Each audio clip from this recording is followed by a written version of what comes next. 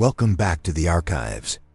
Tonight, we turn our attention to a chronicle that exists only in the deepest, most forbidden substrata of the Black Library, a record of an anomaly that defied the laws of physics, the logic of the warp, and the rigid dogmas of the Imperium. You are standing in the scriptorium, surrounded by the comforting, musty scent of ancient vellum and the ozone tang of cogitators running hot in the dark. The air is still, heavy with the weight of history. Outside these walls, the galaxy burns in the fires of eternal war. But here, in the silence, we can examine the embers. We are about to recount the arrival of a being who carried a light so bright it cast shadows across the entire galaxy. But remember the grim reality check of our universe in the 41st millennium. Innocence is not a virtue. It is merely a lack of education. To be different is to be a heretic. To be powerful is to be a threat. There are no saviors falling from the sky, only new forms of destruction waiting to be cataloged before we unseal these forbidden records. Please take a moment to subscribe and like the transmission. It helps the machine spirit of the algorithm find more loyal citizens in the void. Do not forget to log your sector and planetary time in the comments below, so we may know where the Emperor's light finds you this night. Now, dim your lumens, let the hum of your cogitators soothe you, and let us descend into the lore together. You find yourself standing amidst the golden wheat fields of the Agri-World Pythos IV, deep in the Ultima Segmentum. The year is late 998, M41, just before the clocks of the galaxy would shatter. It is a peaceful world, relatively speaking. There are no demon engines screaming in the distance, no Xenos bioships blotting out the sun. There is only the endless, backbreaking labor of the harvest. You feel the heat of the binary suns beating down on your neck. The air smells of dry grain and the sweat of a million serfs toiling to meet the tithe. The governor of Pythos IV is a nervous man, fearful that the administratum tithe fleets will find his output wanting. The atmosphere is tense, thick with the silent anxiety that permeates every corner of the Imperium. To fail in your duty is to die. Then, the sky changes. It begins as a high-pitched whine, a sound that sets the teeth of the serfs on edge. You look up, shading your eyes against the glare. A single streak of fire tears through the upper atmosphere. It is not the jagged, green contrail of an Ork rock, nor the majestic, Gothic descent of an Astartes drop pod. It is a perfect sphere, burning white-hot, descending with a trajectory that suggests guided purpose rather than random debris. The impact is felt before it is heard. A tremor runs through the tectonic plate, knocking serfs to their knees in the dirt. A mushroom cloud of dust and vaporized soil rises in the distance, miles away from the main settlement, yet close enough to shatter the stained glass windows of the local Ecclesiarchy Chapel. You move with the local response team, a squad of Planetary Defense Force troopers. Their flak armor chipped and dusty, their lasguns hum-locked and ready. They pile into a Chimera transport, the engine coughing black smoke as it trundles toward the crash site. Fear is palpable in the troop compartment. In their experience, nothing good ever falls from the sky. When you arrive at the crater, the heat is intense. The ground has been turned to glass, fused into a smooth obsidian bowl by the kinetic release of the landing. In the center of the smoking pit sits the object. It is a pod, spherical and white, barely larger than a single man. Here, we must pause to note a technical detail regarding the craft. The alloy of the sphere does not match any known SDC template. It is not the ceramite of the Imperium, nor the wraithbone of the Eldar. It possesses a tensile strength that defies Auspex scans. The impact dampeners are of a design that suggests a mastery of gravity manipulation, allowing the occupant to survive a terminal velocity impact with zero G-force trauma. It is elegant, simple, and utterly alien. The PDF troopers form a firing line at the lip of the crater. Their sergeant, a scarred veteran of a dozen suppression campaigns, barks orders to hold fire, though his finger quivers on the trigger. The silence of the plains returns, heavy and expectant. Then, with a hiss of depressurization that sounds like a sigh, the hatch of the pod opens. Steam vents into the dry air. A figure steps out. You watch, expecting a monster. You expect the chitinous horror of a Tyranid, or the hulking brutality of a greenskin.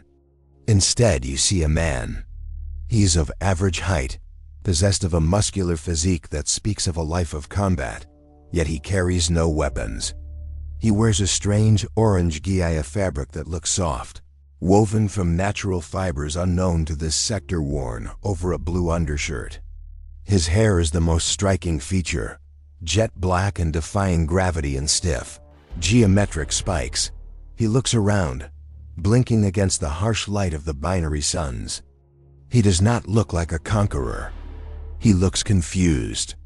He stretches his arms, cracking his neck, and steps out of the crater with a leap that clears 30 feet of vertical distance effortlessly. He lands softly in front of the trembling PDF line. Halt! The sergeant screams, his voice cracking. In the name of the governor and the god emperor, identify yourself, mutant. The stranger smiles. It is a disarming expression, one of genuine warmth that is almost painful to witness in this cynical age. He raises a hand, not in a threat, but in a wave. Hey there, the stranger says, his low Gothic heavily accented archaic. I think I took a wrong turn. Is this Earth? The sergeant does not understand the question. He sees a humanoid Xenos or a mutant defying the sanctity of Imperial soil. He panics, open fire. The air fills with the crack thump of Laskan fire. Red beams of coherent light, hot enough to punch through flak armor and boil flesh, strike the stranger squarely in the chest. You flinch, expecting to see the man cut down, his body ruined by the volley. But when the smoke clears, he is still standing. He has not moved. The lost bolts have dissipated against his skin like rain on heavy plating. There is no scorch mark on his GI, no burn on his flesh. He looks down at his chest, then back at the soldiers, his expression shifting from confusion to mild annoyance. That wasn't very nice, he says. He moves then a blur of motion that your eyes cannot track. In a fraction of a second, he is standing amidst the soldiers. He does not strike them. He simply takes their weapons. With gentle, fluid movements, he plucks the lasguns from their hands as easily as a parent taking dangerous toys from children. He stacks them in a neat pile on the ground. The soldiers are paralyzed with terror. They are witnessing a speed that rivals the Aldari, a durability that shamas the Necron. Imperial records are fragmented here, filled with contradictory reports. Some Magos biologists who later examined the vidlogs speculated that the stranger generated a bioelectric field, a Kia shield that acted as a personal void shield. Others, more radical in their theology, whispered that he possessed the physical properties of a Primarch. Though without the genetic markers of the Emperor's creation, the stranger looks at the shivering sergeant. I'm hungry, he says, his stomach giving a loud, audible growl that echoes across the silent field. Do you guys have any food? On the Agri-World of Pythos IV, under the gaze of a galaxy that knows only war, a being has arrived who seeks only a meal. But in the 41st millennium, even a simple request can topple empires. You stand there, watching the golden sunlight catch the edges of his hair, and you realize that the silence of this world is over. The ripples from this single landing are about to turn into a tsunami. The silence of Pythos IV does not last long. In the grim darkness of the far future, peace is merely the time it takes for the enemy to reload. While the stranger, who calls himself Goku, sits in the village square consuming a mountain of ration bars provided by the terrified but awestruck populace. A shadow falls over the southern hemisphere.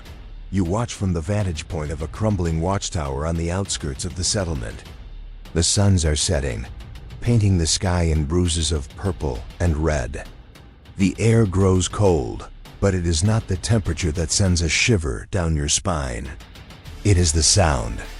A low, rhythmic throbbing that vibrates in your chest, growing louder with each passing second. It is the sound of engines crude, dirty, and impossibly loud. Orks. A raiding party of the Evil Suns clan has bypassed the planetary Auspex array, likely using a gravity slingshot maneuver around the system's moon. They are here for loot, for slaves, and for the sheer joy of violence. You see the dust cloud first, a towering wall of grit churned up by the wheels of 1,000 buggies, trucks, and warbikes.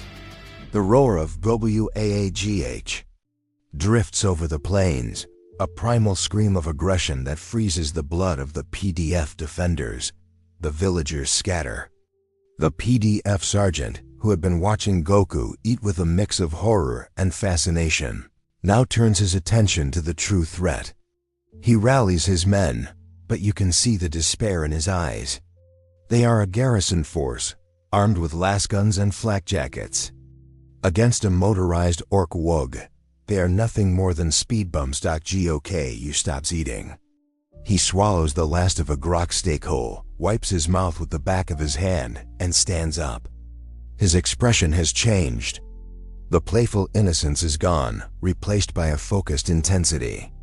He senses the intent of the approaching horde. To him, it is a wave of malicious energy, sharp and jagged. Bad guys? He asks the sergeant. The sergeant, checking the charge on his Laspistol, nods grimly. Greenskins, Orks, they'll kill everyone here. You should run, stranger. You're fast. You might make it to the mountains. Goku cracks his knuckles. I don't run. You watch as he walks out past the barricades, a lone figure in orange against the approaching tide of scrap metal fury. The ground shakes as the Ork convoy crests a ridge. The lead vehicle is a massive battle wagon, adorned with trophies and glyphs, its engines belching black smoke. The Ork war boss, a brute named Scarfang, stands atop the cabin, waving a power claw that crackles with crude energy. The Orks see the lone man standing in their path. They do not slow down. If anything, they speed up, eager to turn him into a smear on their tracks. The lead war buggies open fire with twin-linked big shooters. Bullets the size of soda cans tear up the earth around Goku. Technical detail regarding Ork ballistics. Ork weapons are notoriously inaccurate, relying on volume of fire rather than precision. However, at this range, the sheer wall of lead should be inescapable. The kinetic energy of a single round is enough to sever a human limb. GOKU does not dodge. He simply isn't there anymore. To your eyes, and the eyes of the Orks, he vanishes. A split second later, the lead war buggy flips end over end, as if it hit an invisible wall. It crashes into the vehicle behind it, exploding in a fireball of promethium and scrap. Goku is standing in the middle of the convoy. He moves with a fluidity that makes the Orks look like statues. He taps a charging knob on the chin, a light tap. It seems, and the massive alien is launched backward through the air, crashing through a rockcrete wall 50 meters away. The Orks, for the first time in their brutal lives, are confused. They are used to enemies that shoot back, or hide, or die screaming. They are not used to an enemy who treats their war machines like toys. Scarfang roars a challenge, leaping from his battle wagon. He lands with a ground-shaking thud, towering over the Saiyan. The war boss is 10 feet of muscle and green rage, clad in mega armor that could tank a missile strike. I'm gonna crump you good, Humi. Scarfang bellows, bringing his power claw down in a crushing arc. GOKU catches the claw. With one hand, the air pressure from the impact blows the dust away in a perfect circle around them. The ground beneath Goku's feet cracks, spiderwebbing out for meters, but his arm does not buckle. He looks up at the war boss, his eyes clear and calm. "You're strong," Goku says, sounding genuinely impressed. "But you're too slow." He twists his wrist. The hydraulic pistons in Scarfang's armor whine and snap. The war boss howls in shock as he is lifted off his feet and slammed into the ground. Goku does not kill him instantly. Instead, he engages the Orks in hand-to-hand combat. It is a spectacle that defies the tactical logic of the 41st millennium.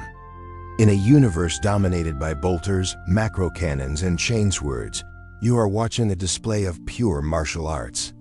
Goku weaves through the horde, deflecting choppas with his forearms, catching bullets, and delivering kicks that shatter armor plates. He is not fighting to exterminate. He is fighting to incapacitate. He seems to be treating this invasion as a sparring match. Hard lore note: this behavior is antithetical to the Imperial doctrine of suffer not the alien to live. In M41, mercy to a Xenos is a capital crime. Yet, as you watch Goku spare a Gretchen that tries to stab his ankle, simply flicking the creature away with a finger, you realize his morality operates on a spectrum completely alien to the Imperium. The battle ends not with the annihilation of the Orks, but with their rout. Scarfang, beaten, bruised, and missing several teeth, orders a retreat. The Orks, realizing that this Humi hits harder than a Death Dread, turn their vehicles around and flee into the wastes. The dust settles. The PDF soldiers emerge from cover, their mouths agape. They look at the carnage-broken vehicles, unconscious Orks, and the unscathed stranger standing in the center of it all. Goku turns to them, dusting off his G. "That was a good workout," he says, smiling. "But I'm hungry again." You realize then the scale of the anomaly.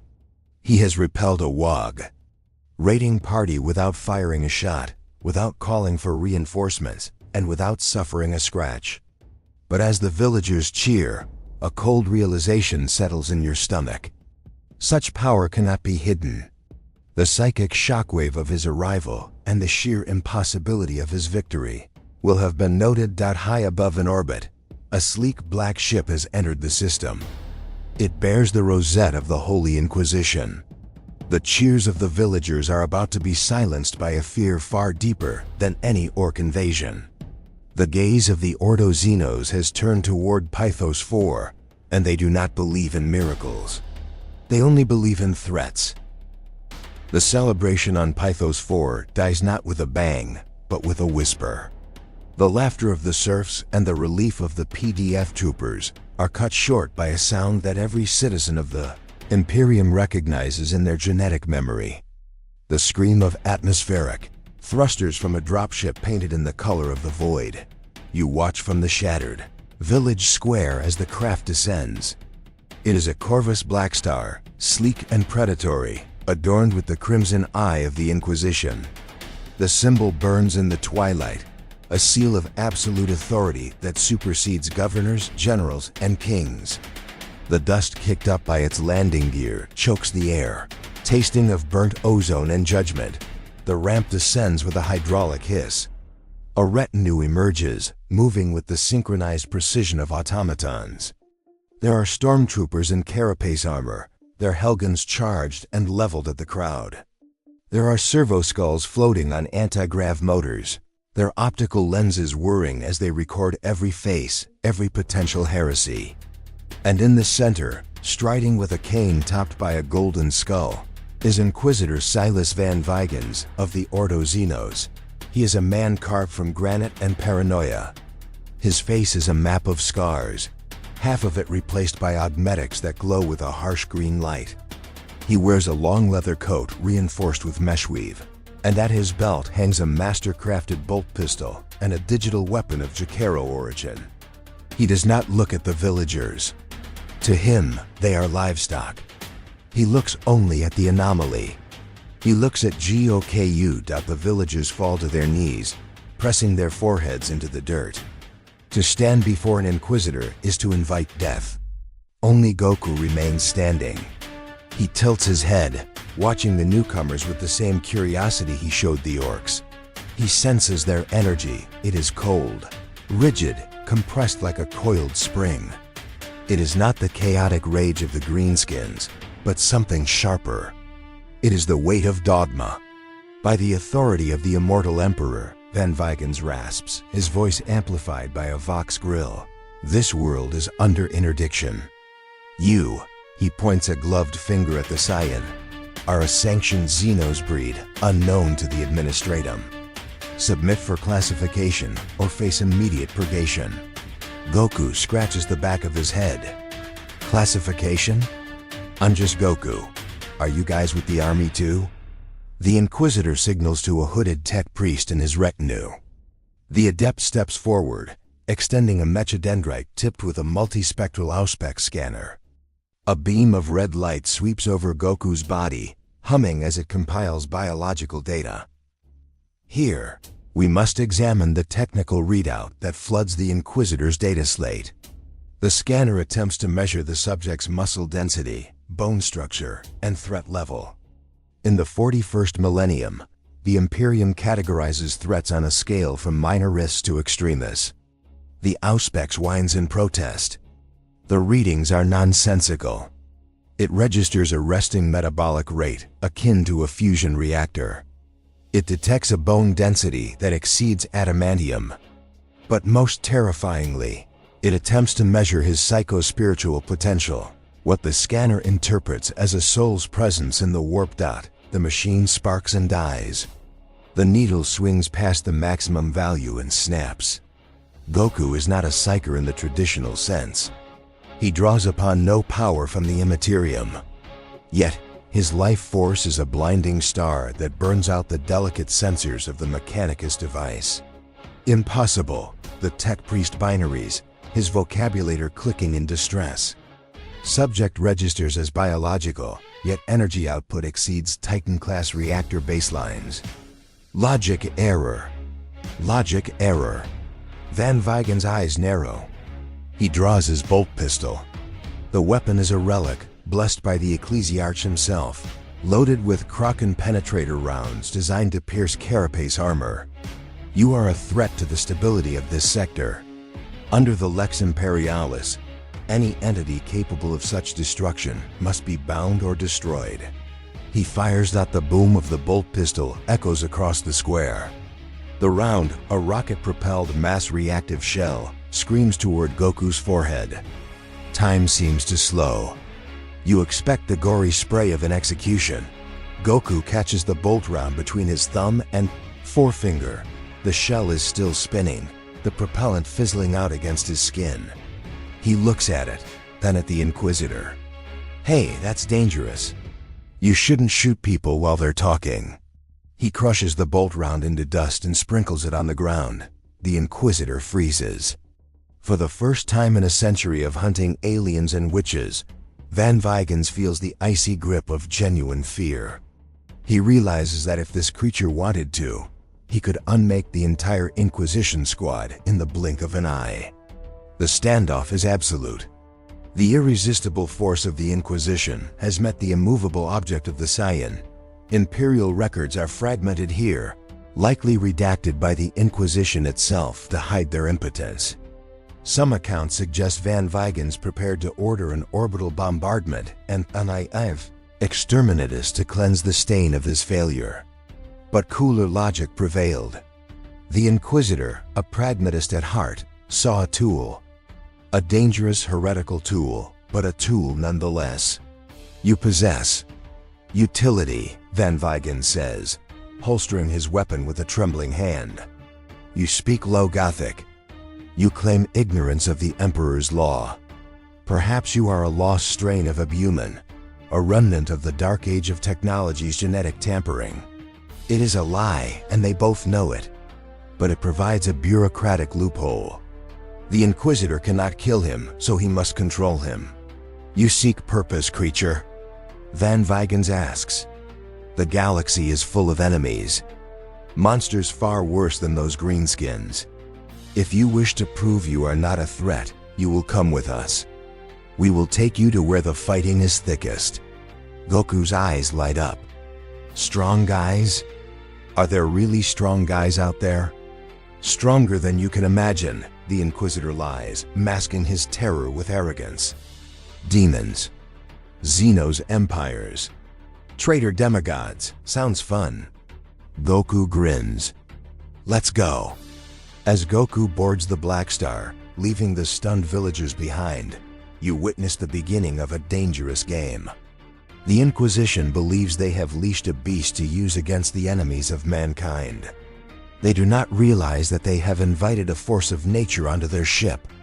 They are trying to harness a hurricane with a piece of string. The ramp closes, sealing the Saiyan within the cold, gothic belly of the Inquisition vessel. The engines roar, and the ship ascends, leaving Pythos IV to its silence. But the questions remain. What is he? Where did he come from? And most importantly, what happens when he realizes that the Imperium he is serving is just as cruel as the monsters he is fighting?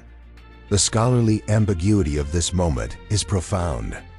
There are those in the Ordo Hereticus who claim this was the moment the Imperium was doomed, the moment a Xenos element was allowed to infect the heart of the military machine. Others say it was the only thing that could have saved us. We shall see. The Black Star ascends past the atmosphere of Pythos IV, docking with the Inquisitor's strike cruiser, the Hand of Judgment, which hangs in orbit like a dark dagger against the stars. Goku is given quarters, a reinforced brig cell, though the door is left unlocked. A concession to the reality that a lock would be meaningless, he spends the journey staring out of the viewports, marveling at the warp transit. To him, the swirling madness of the Immaterium is just pretty colors, a naivety that terrifies the ship's navigator. But the destination is not a war zone of chaos, nor an Ork empire. Inquisitor Van Vigens has a specific test in mind. He intends to unleash this asset against a foe that claims moral superiority, a foe that speaks of unity and progress. He is taking the Saiyan to the eastern fringe, to the expanding borders of the Tau Empire. You watch as the cruiser drops out of the warp. The space here is orderly, patrolled by sleek, rounded ships of white and ochre. This is the Daleth Sept. The Tau do not fight with the fanatical rage of the Imperium. They fight with coordinated precision and advanced technology.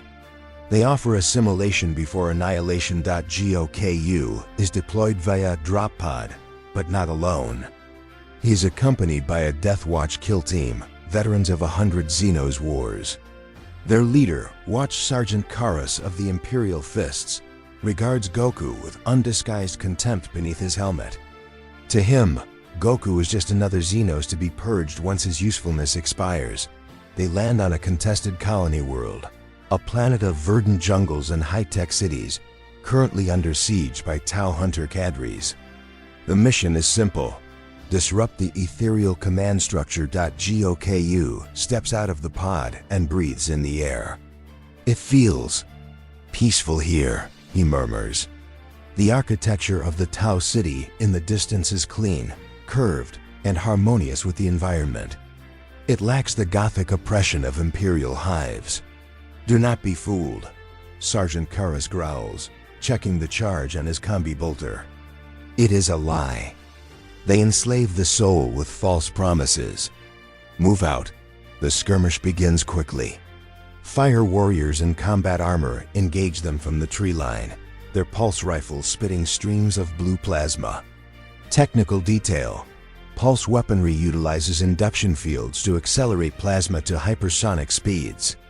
It burns hotter than standard Imperial plasma, capable of punching through Astartes ceramite with ease. The Death Watch take cover, returning fire with bolters. Goku stands in the open. A pulse round strikes him in the shoulder.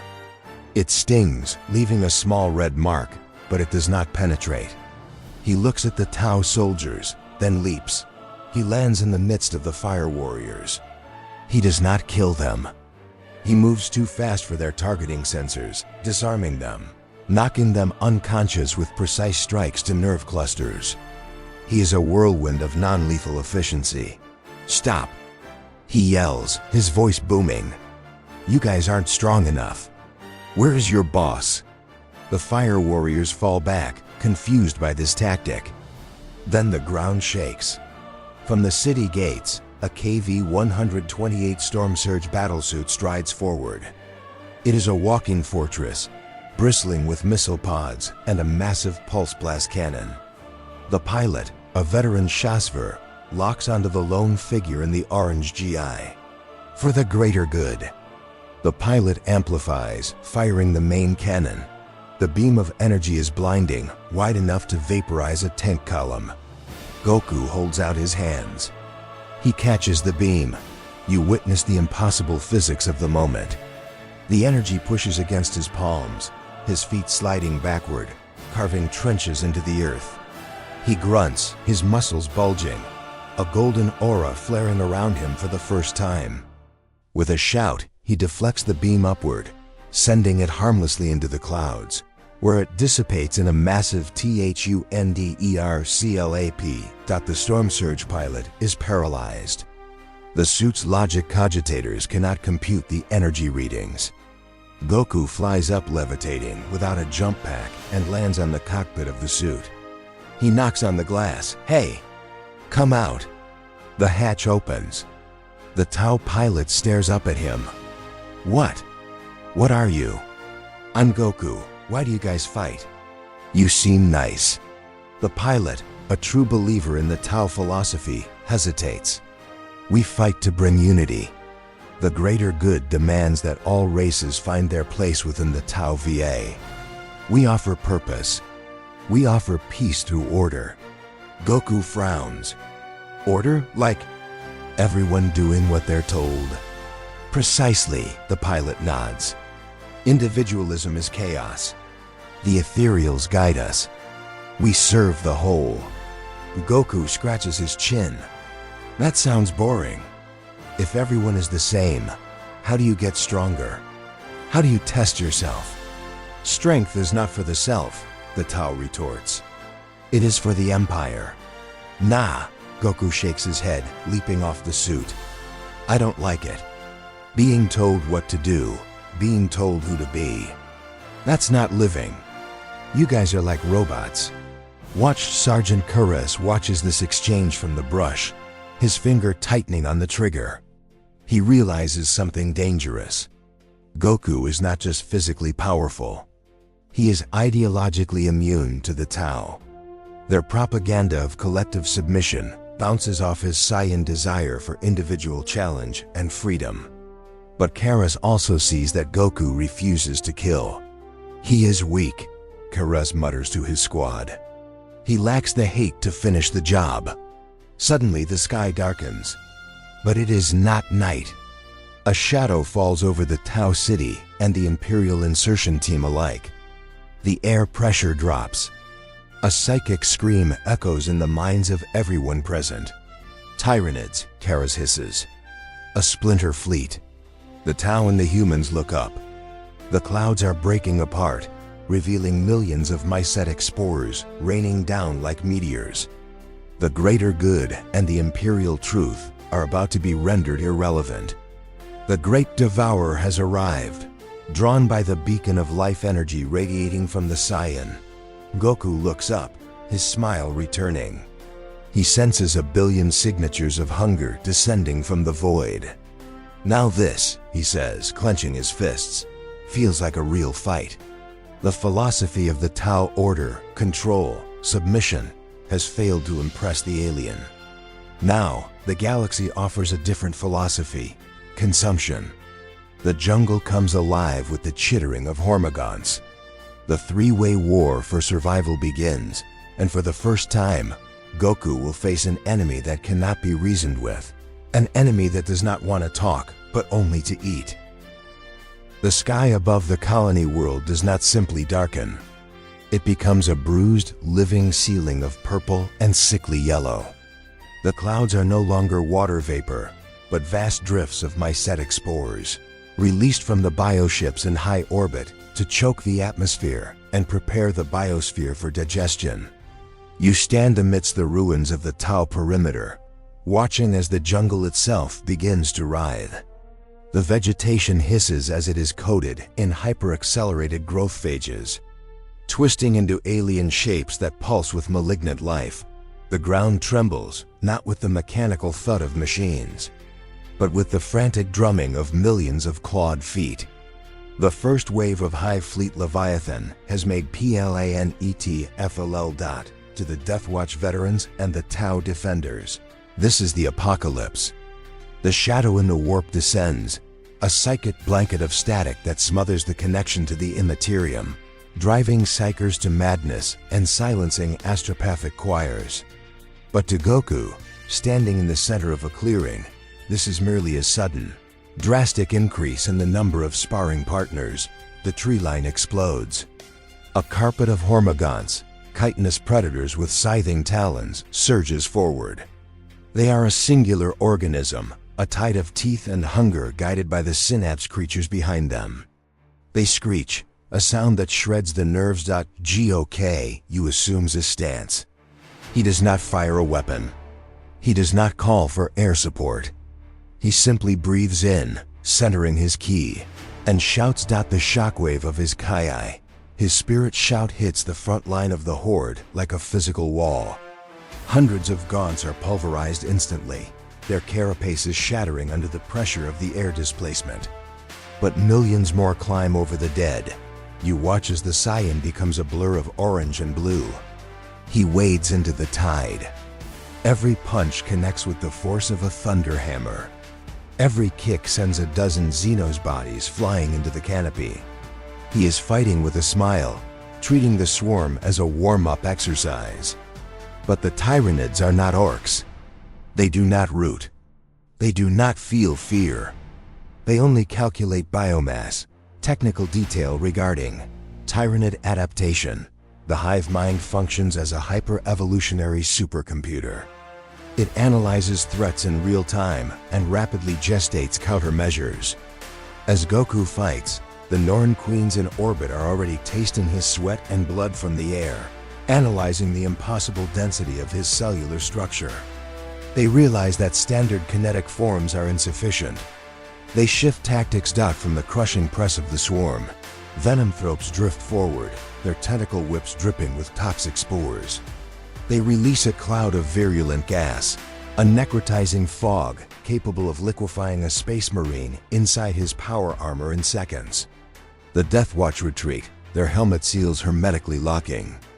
The Tau Fire warriors caught in the mist dissolve screaming, their armor fusing with their melting flesh. Goku is enveloped. The green fog hides him from view. The swarm chittering in anticipation of the predigested slurry. Then, the fog begins to spin. It swirls into a vortex, faster and faster, until it is blown away by a golden aura that erupts from the center. Goku stands there, coughing slightly, waving his hand in front of his nose. Phew! He complains, eyes watering. That smells terrible. Like rotten eggs and old cheese. The toxins that should have unraveled his DNA have barely irritated his sinuses. His Saiyan physiology, hardened by gravity training and battles across the universe, rejects the alien pathogens. The hive mind, for the first time, registers an anomaly, inedible. Frustrated, the hive mind deploys its champions. The ground erupts beneath Goku's feet. A Moloch, a serpentine burrower the size of a train, swallows him whole. The jaws snap shut with the force of a hydraulic press. The beast dives back underground, dragging the Saiyan into the dark. Silence falls over the clearing for a heartbeat. The Deathwatch Sergeant Karras, watching from a ridge, shakes his head. Foolish Xenos. Nothing survives the gullet. But the ground begins to glow. Beams of blue light pierce the earth, shooting up into the sky. The soil boils. With a roar that shakes the tectonic plates, the ground explodes. Goku flies out, unharmed, while the Moloch has been blown into charred fragments. Gross, Goku says, wiping purple ichor from his shoulder. Don't eat people. It's rude. Now the hive mind takes the threat seriously. The lesser organisms part. A silence descends, heavy and dreadful. From the shadows of the twisted jungle strides a Swarmlord. This is the apex of the Tyranid ground forces and ancient consciousness, reborn into a body of diamond-hard chitin and muscle. It wields 4 bone sabers, each crackling with psychic energy. It stands twice the height of a man, a general of the great Devourer. It studies Goku with 4 unblinking eyes. It does not see a warrior. It sees a caloric density that rivals the sun. It hungers not just for his flesh, but for the energy that crackles around him. The duel begins.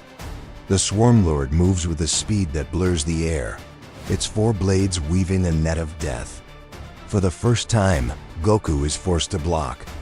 The bone sabers are sharp enough to cut at the molecular level, powered by the alien psychic might of the Hive mind. One blade nicks Goku's GI, slicing the fabric. Oh? Goku's eyes widen. You're fast, and you know how to fight. The Swarmlord hisses, pressing the advantage. It is a master tactician, the accumulated experience of consuming 1,000 galaxies. It feints, parries, and strikes. It matches Goku's base speed. But here lies the tragedy of the Tyranids. They are biological machines. They have reached the peak of evolution, but they cannot transcend it. Goku, however, thrives on the edge of defeat. As the Swarmlord pushes him, Goku pushes back. His aura flares brighter. His movements sharpen. He is learning the Swarmlord's rhythm in real time. Ka-me, Goku chants, cupping his hands at his side. The air pressure drops. A sphere of blue light coalesces between his palms, shining with the intensity of a star. The Swarmlord senses the energy spike. It screams psychically, ordering every bioform in range to attack. But it is too late. Me. The beam of blue energy erupts. It is not fire. It is pure kinetic spirit. It engulfs the Swarmlord. The creature's psychic shields shatter instantly. Its carapace, evolved to withstand bolter fire and plasma, disintegrates. The beam does not stop there. It carves a tunnel through the jungle, through the atmosphere, and punches a hole in the clouds. Visible from space. When the light fades, the Swarmlord is gone. There is no corpse. There's only a smoking trench miles long. Without the synapse control of their leader, the local Gaunts revert to feral instincts. They turn on each other or flee into the jungle. The cohesion of the invasion is broken in this sector. Imperial records are fragmented here, but reports from the Death Watch indicate a mixture of awe and horror. Sergeant Kuras lowers his bolter, watching the Saiyan floating above the destruction. He realizes that the Tyranids, the ultimate biological weapon, have failed because they encountered a biology that operates on willpower rather than caloric intake. They tried to eat a spirit, and they choked on the light. Goku lands, looking disappointed as the remaining Tyranids scuttle away. They don't have much personality, do they? Just biting and scratching. I prefer guys who can talk. He turns to the Death Watch. Is that it? I'm still kinda bored. You watch as the Inquisitor's shuttle descends to retrieve him. The experiment on the eastern fringe is over. Goku has proven he can withstand the deadliest biological threats in the galaxy. But his desire for a real fight is growing unsatisfied. And in the 41st millennium, if you ask for a challenge loud enough, the darkness will eventually answer. Far away, in the twisted dimension of the webway, eyes of obsidian and malice have watched this display. The Dark Eldar have taken notice. If the Tyranids could not consume him, perhaps he would make a fitting centerpiece for the gladiator pits of Kimura. The trap is set. The Saiyan is about to learn that there are fates far worse than death. The victory against the Tyranids was absolute, yet for Goku, it was hollow. The beast had no technique, only instinct. As the Inquisitor's shuttle ferries him back to the Hand of Judgment, a different kind of predator watches from the shadows between dimensions. Deep within the webway, in the nightmare metropolis of Kimura, an archon of the Cabal of the Black Heart has been observing the vid feeds stolen from Imperial cogitators. Archon Malidrek does not see a threat. He sees the ultimate trophy. The Dark City thrives on suffering and spectacle, and a warrior who can humiliate a Swarmlord would be the crown jewel of the White cult arenas. The trap is sprung during a routine warp translation. As the inquisitorial cruiser navigates the tides of the immaterium, the Geller field flickers. This is not a malfunction. It is sabotage. A Drukhari raiding party, utilizing ancient Aldari tech to skim the surface of the warp, latches onto the hull like a tick. They breach the hull not with explosives, but with phantom field projectors that phase through the adamantium plating. You are standing in the corridor outside Goku's quarters when the lights die. The air fills with a sickly green fog. Then, the shadows detach themselves from the walls. Mandrake creatures of half shadow and half flesh slither into reality, their skin inscribed with runes of torment. Following them are Wyches, acrobatic killers clad in bladed armor, moving with a grace that makes the Astartes look clumsy. Goku is sleeping. He wakes up only when a poisoned crystalline shard bounces off his forehead. Oh. He sits up, rubbing his head. Who's there? The Wyches descend. They are faster than the Orks, faster than the Tau. They are a blur of monofilament nets and agonizer whips. Their weapons are designed to inflict maximum pain without killing. To overload the nervous system with agony so exquisite it is a form of art. Technical detail regarding Drukhari weaponry. An agonizer utilizes neural override technology. A single touch bypasses physical durability, transmitting the sensation of being flayed alive directly to the pain receptors of the brain. It works on Orks, Astartes, even demons. A white Hecatrix lashes out, wrapping her whip around Goku's arm. She grins, waiting for the scream. She activates the neural dash surge. GOK, you looks at his arm. He frowns. That feels tingly, like when your foot falls asleep. The Hecatrix stares in horror. The pain threshold of the Saiyan is not just high. It is biologically alien. His nervous system, hardened by battles that have shattered planets, treats the agony input as background noise. Is that it? Goku asks. He flexes his arm. The whip snaps. The Hecatrix is pulled forward by the recoil, flying straight into Goku's open palm. He catches her by the face gently and tosses her back into her squad. They bowl over like skittles. You guys are fast, Goku admits, standing up and stretching. But you don't hit very hard. Archon Malidrek, watching via a floating servo drone, realizes his mistake. He ordered a capture mission for a beast. He has stumbled upon a god. He orders the deployment of the grotesque hulking mounds of muscle and bone, chemically enhanced by the homunculi to feel no pain and possess strength. Rivaling an ogrin, the corridor fills with these lumbering monsters. They charge, their massive cleavers hacking into the bulkheads. Goku smiles. Finally, something that wants to wrestle. He meets the charge head-on. The hallway of the Imperial cruiser becomes a brawl of impossible proportions. Goku dodges a cleaver that shears through a support beam, then delivers a punch to the grotesque's gut. The creature, which should have shrugged off a bolter round, doubles over, vomiting alchemical fluids. The force of the blow ruptures its internal organs despite its enhancements, but the Drukhari are cunning. While the grotesques distract him, a shadowy figure materializes behind Goku. It is a homunculus, a master of flesh crafting. It holds a device rarely seen outside the laboratories of the Covens, a stasis grenade. The device detonates. Time freezes in a localized bubble. Goku is caught mid-punch, trapped in a single moment of eternity. We have him, the Archon hisses over the Vox. Transport him to the webway before the Monkey reinforcements arrive. But as the homunculus reaches out to tag the frozen Saiyan for transport, something impossible happens. The stasis field begins to crack. In the lore of the 41st millennium, Stasis is absolute. It is the removal of an object from the flow of time. But Ki is the energy of life, of motion. Goku's spirit refuses to be still. The blue aura flares inside the frozen bubble. The field hums, whining in protest. Hairline fractures appear in the air itself. He is fighting. Time?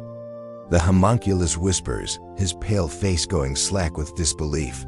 With a roar that is felt rather than heard, the stasis bubble shatters like glass.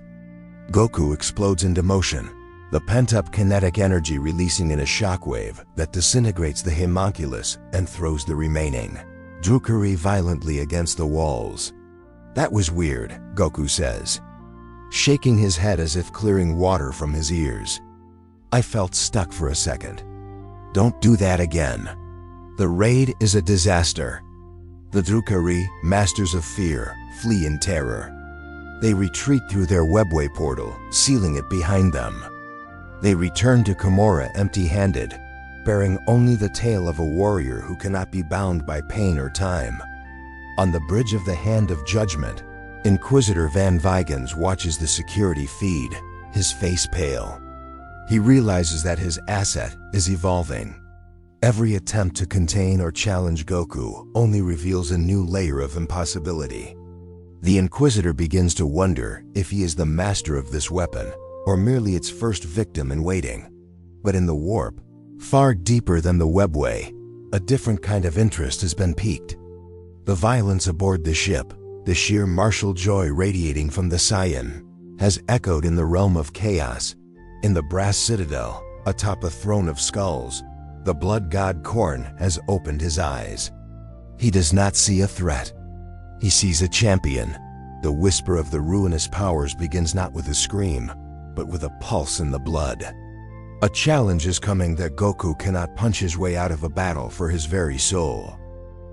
The ambush by the Drukari has failed, but it has served a darker purpose.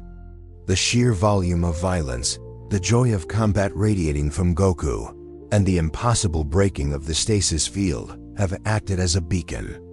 In the immaterium, emotions are energy, and Goku's lust for battle pure, unadulterated, and without malice shines like a supernova in the realm of chaos. The ship, Hand of Judgment, continues its transit through the warp, but the journey is no longer smooth. The Geller field, already strained by the Drukari breach, begins to hum with a discordant note. The shadows in the corners of the ship lengthen.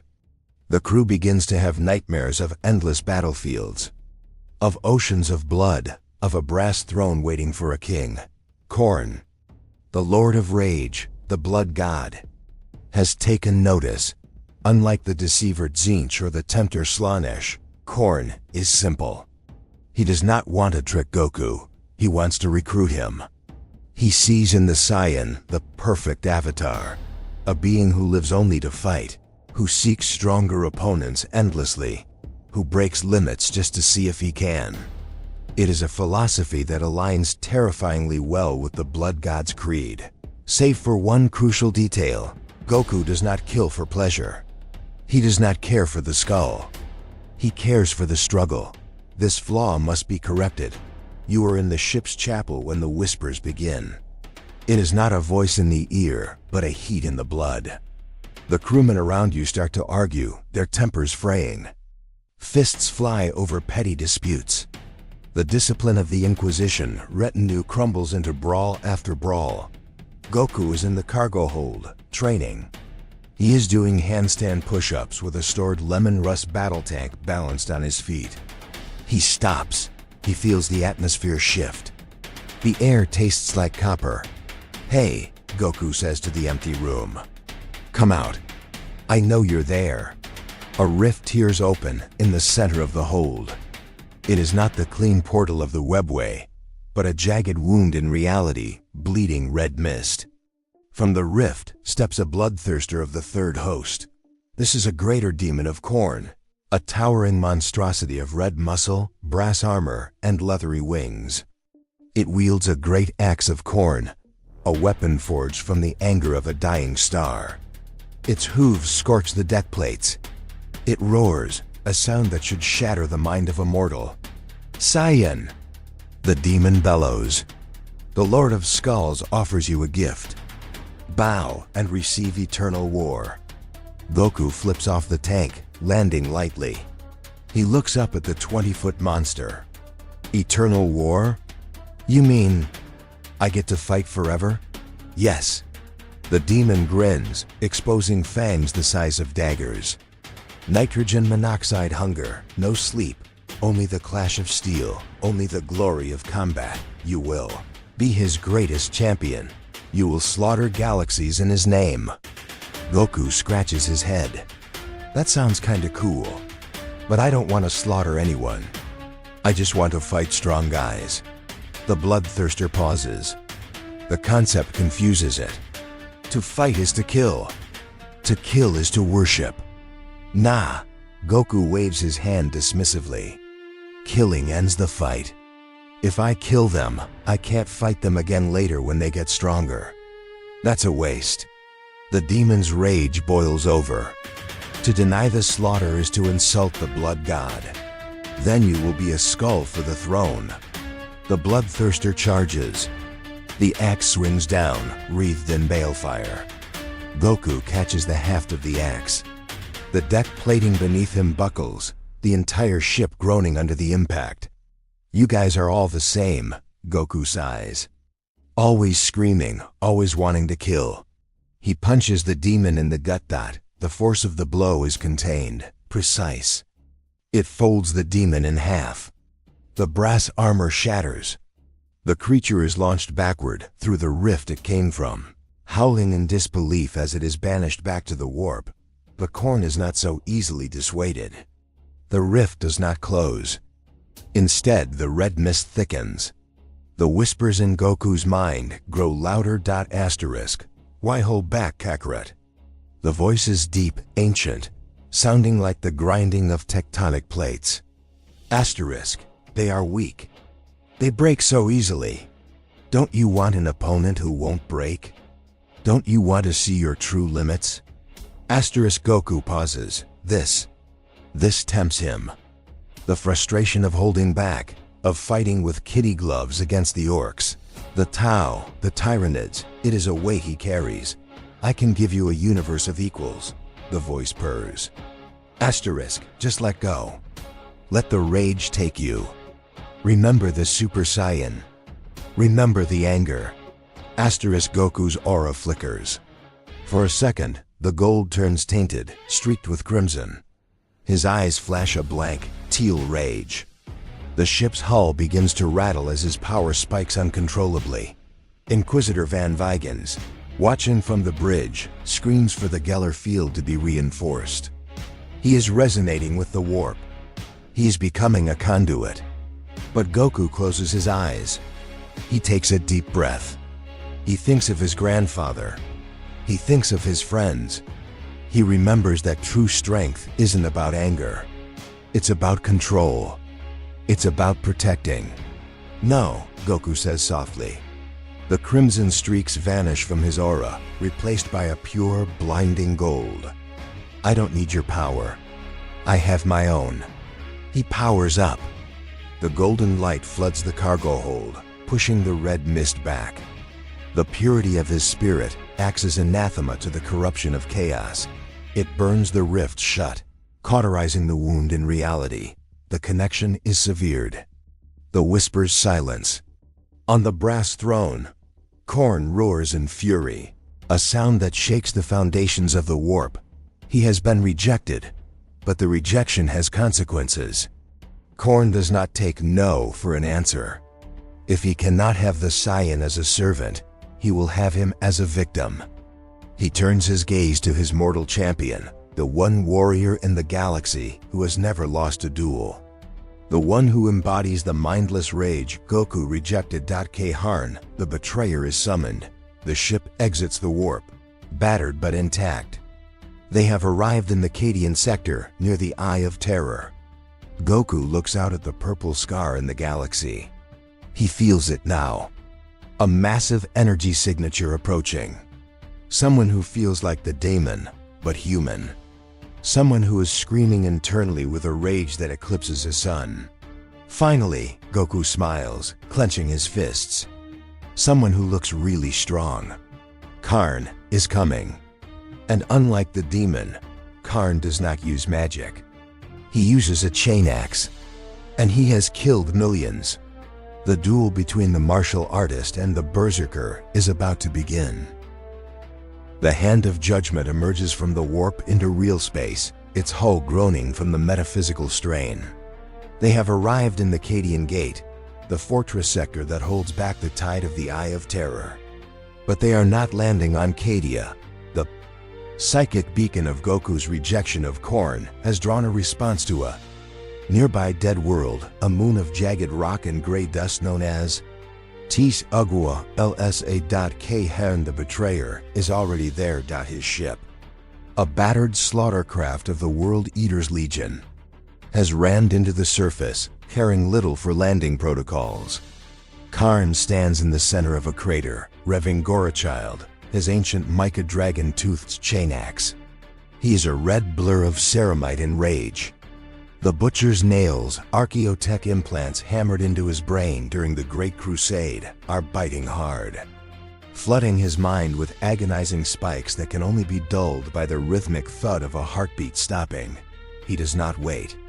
He roars a challenge that is picked up by the Inquisitor's Vox Array. Skulls, skulls for the throne. Come down and die. Goku hears it. He doesn't need a Vox. He can feel the K. It is spiky hot and utterly uncontrolled. It feels like a forest fire. I'm going down, Goku says, walking to the airlock. Wait. Inquisitor Van Vigens warns. That is Karn. He has slain saints. He has broken armies. He cannot be reasoned with. Good, Goku smiles, cracking his knuckles. I don't want to talk. Goku drops from orbit without a pod. He plummets like a meteor, his aura flaring to shield him from re-entry burn. He lands 50 meters from Karn, the impact shaking the dust from the gray rocks. The two warriors stare at each other. Karn is a giant, encased in ancient power armor festooned with chains and skulls. One of his arms is bare, revealing muscles corded like steel cables, scarred from 10,000 years of war. Goku stands in his torn orange GI, looking small by comparison. K. Harn tilts his head. The nails bite. You rejected him. You rejected the gifts. I don't need gifts to be strong, Goku replies, assuming his fighting stance. I train. Training is for the weak. Only blood matters. Karn charges. He moves faster than the eye can follow. Gorochild screams as it swings in a horizontal arc meant to decapitate. Goku ducks. The wind of the swing shears the top off a nearby rock formation. Goku counters with a punch to the chest. His fist connects with Karn's breastplate. The ceramite cracks. Karn is knocked back a step, but he doesn't fall. He laughs, yes. Hit me harder. Karn swings again, this time with a chaotic unpredictability. He fights like a madman, trading defense for pure offense. Goku is forced to dodge, weave, and block. He catches a downward stroke of the axe with his bare hands, stopping the teeth inches from his face. The friction sparks fly. Technical detail regarding the duel. Karn possesses a blessing of Korn that makes him resistant to psychic and energy-based attacks. But Goku is using physical force. The collision of their strength creates shockwaves that flatten the landscape. Goku realizes that Karn is getting stronger as the fight goes on. The rage is fueling him. Every time Goku hits him, Karn just gets faster. You're amazing. Goku laughs, backing Flip away. You just keep going. I am eternal. Karn bellows, leaping into the air. I am the Eightfold Path. Goku decides to test the limit. Kaioken. A red aura explodes around Goku, doubling his speed and power. He vanishes. He appears behind Karn and delivers a roundhouse kick that sends the betrayer flying through a mountain range. The impact collapses the peaks, burying Karn under 1,000,000 tons of rock. Silence falls on the moon. Is it over? Van Vigens whispers from orbit. The rubble pile explodes. Karn bursts out, his armor shattered, his helmet gone. His face is a ruin of scars and metal teeth. He is smiling. A terrible, broken smile. More. Karn screams, spitting blood. Give me more. Goku frowns. He realizes the tragedy of his opponent. Karn isn't fighting for fun. He isn't fighting to improve. He is fighting because he is in pain. The nails are torturing him. The only relief he feels is when he is inflicting pain on others. You're suffering, Goku says quietly. The red Kyoken aura fades. I can't fight you like this. It's not a fair fight if you're hurting. Karn stops.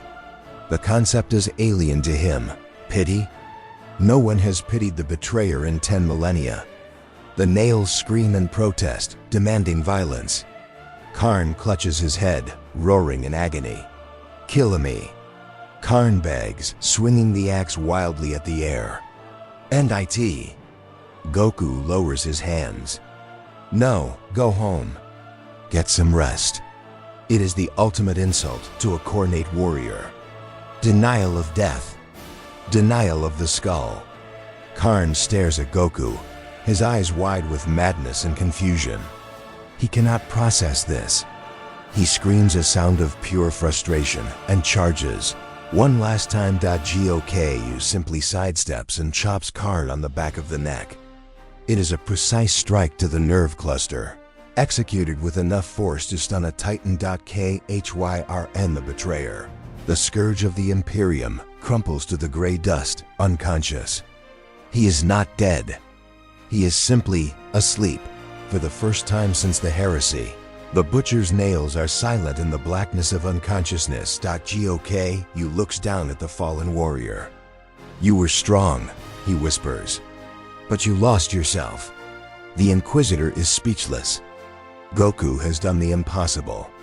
He has defeated Karn without killing him, denying Korn his tribute.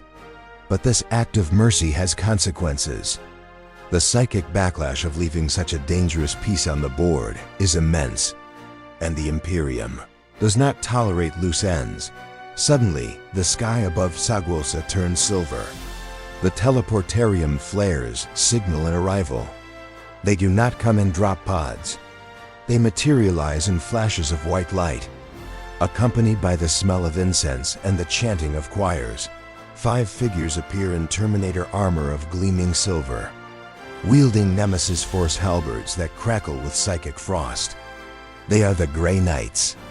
They have come not to congratulate Goku, but to contain the breach. They sense the taint of Korn on this world. They see a Xenos standing over a fallen champion of chaos. Identify yourself, entity, the Justicar intones, his voice a hammer of authority. Step away from the traitor. Prepare for judgment. Goku looks at them. He senses their energy.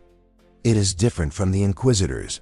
It is pure, focused, but it is also devoid of mercy. Are you guys strong too? Goku asks, exhausted but hopeful. We are the hammer, the Justicar replies. And we are the end. The Grey Knights level their storm bolters. They do not know who Goku is, but they know the protocol. No witnesses to the demon. No mercy for the alien. The hammer of the Emperor has descended, and Goku is the nail. The dust of Sagwolsa hangs suspended in the low gravity, a gray shroud over the unconscious form of Kon the Betrayer. Facing Goku are 5 giants in silver. The Grey Knights, Chapter 666, the Chamber Militant of the Ordo Malleus. They are the Imperium's ultimate sanction against the warp.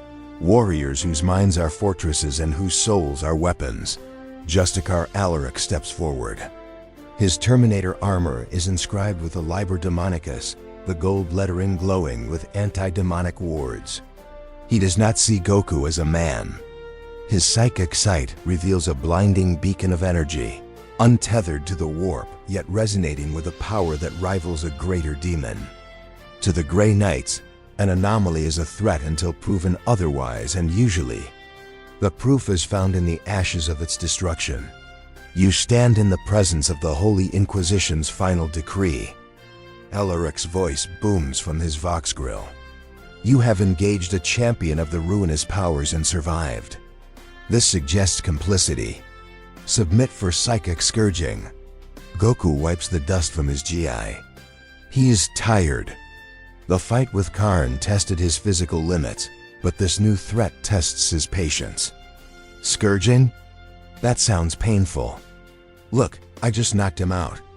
He needs a nap. Mercy to the heretic is treason to the Emperor, Alaric replies. He raises his nemesis force halberd. The blade hums, tuned to disrupt molecular bonds and banish warp-entities. The squad opens fire.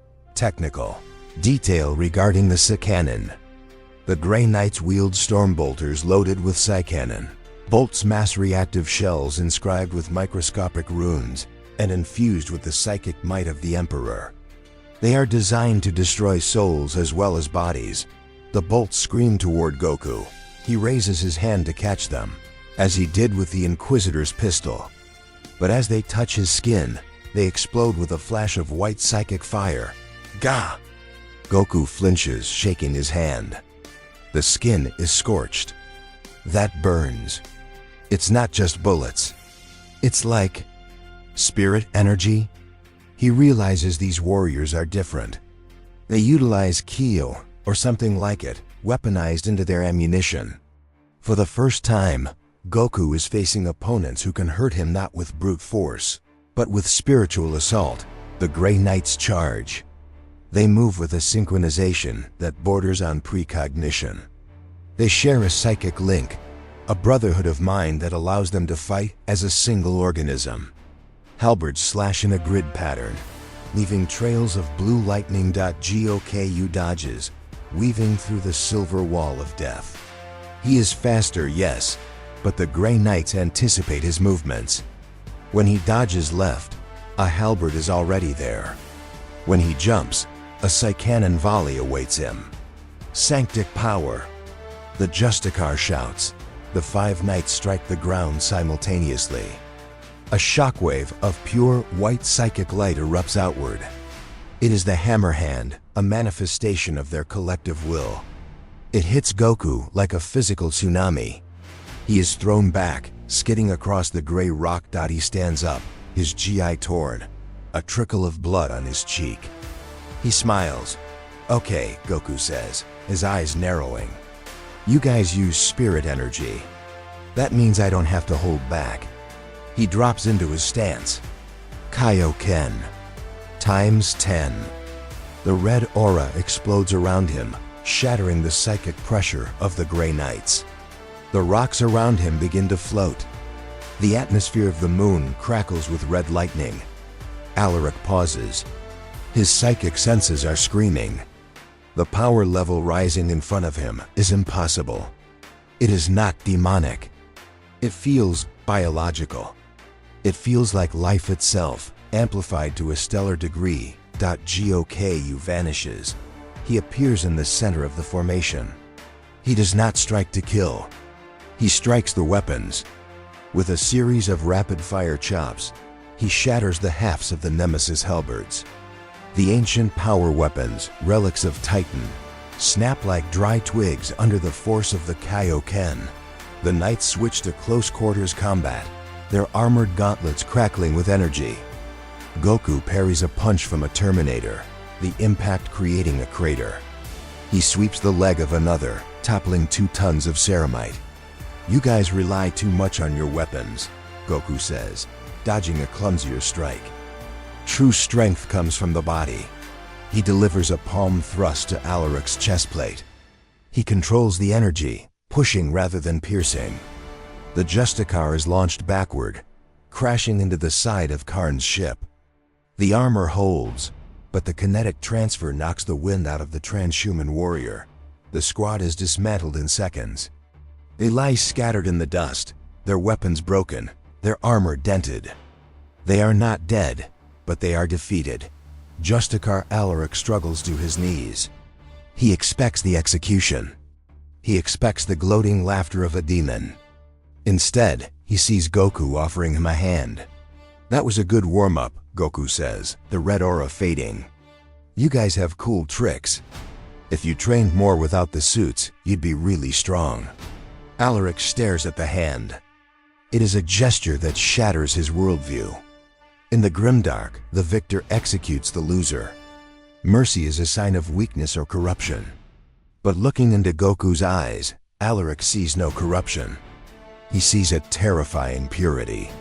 He sees a being who is so confident in his strength that he has no need for cruelty. "What are you?" Alaric rasps, refusing the hand and standing under his own power. "I told you," Goku shrugs. "I'm Goku." Suddenly, the Vox beat in Alaric's helmet chirps. It is the strike cruiser in orbit. Justicar. Urgent Priority Alpha. Auspex scans detect a massive warp translation event at the edge of the system. Multiple signatures. Class, Orks, millions of them. Goku perks up. Orks? Like the green guys? Alaric checks his tactical readout. His blood runs cold. It is not just a raiding party. It is a migration. The defeat of Scarfon on Pythos IV, the battle with the Tyranids, the duel with Karn, the psychic echoes of Goku's battles have rippled through the warp. The Orks, a species that lives for war, have felt the call. They sense the big fight. They are coming to find the source. It is a Wog, Alaric says, the horror dawning on him. A Wog, directed at you. Goku looks up at the sky. He can feel it now. A chaotic, thumping energy, like a billion drums beating in unison. It feels messy, loud, and incredibly excited. They want a rematch? Goku grins. "You have doomed this sector," Alaric says, gripping the broken haft of his weapon. "You act as a lightning rod for conflict. Wherever you go, war follows." "Maybe," Goku admits.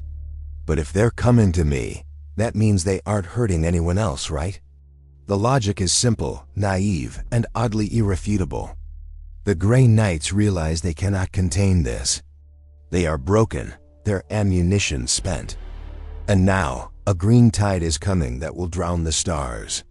"We must withdraw," Alaric orders his squad. "We must warn the sector command. This entity, he is not a heretic. He is a natural disaster." As the Grey Knights teleport away in flashes of light, leaving Goku alone on the moon with the sleeping Karn, the stars begin to blink out. The Ork fleet arrives. It is a junkyard armada of kill cruisers and rocks. Blotting out the nebula. GOKU floats up into the void, leaving the moon's surface. He does not need a spacesuit. His ki sustains him for short periods. He floats alone against the black backdrop of space, a tiny orange speck facing a wall of iron and rust. "Okay," Goku whispers, cracking his neck.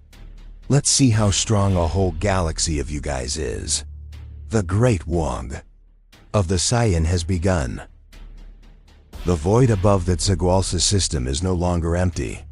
It is a dense, choking scrapyard of rust and thrust. The Ork armada that has arrived is not merely a fleet. It is a migration of a species. There are kill cruisers bristling with macro cannons, massive rocks carved from asteroids and fitted with engines, and millions of smaller fighter bombers buzzing like angry hornets. They have come for the Fightin God. The psychic resonance of Goku's battles has acted as a dinner bell for every greenskin. Within 1,000 light years, they do not hate him. They adore him. In their brutish, fungal minds, he represents the pinnacle of existence, a being who simply wants to punch things forever.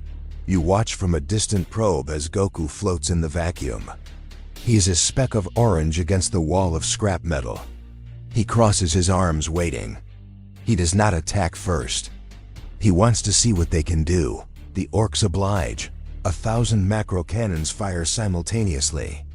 The sheer volume of ordnance is staggering: shells the size of hab blocks, directed energy beams, and crude missiles painted with grinning faces.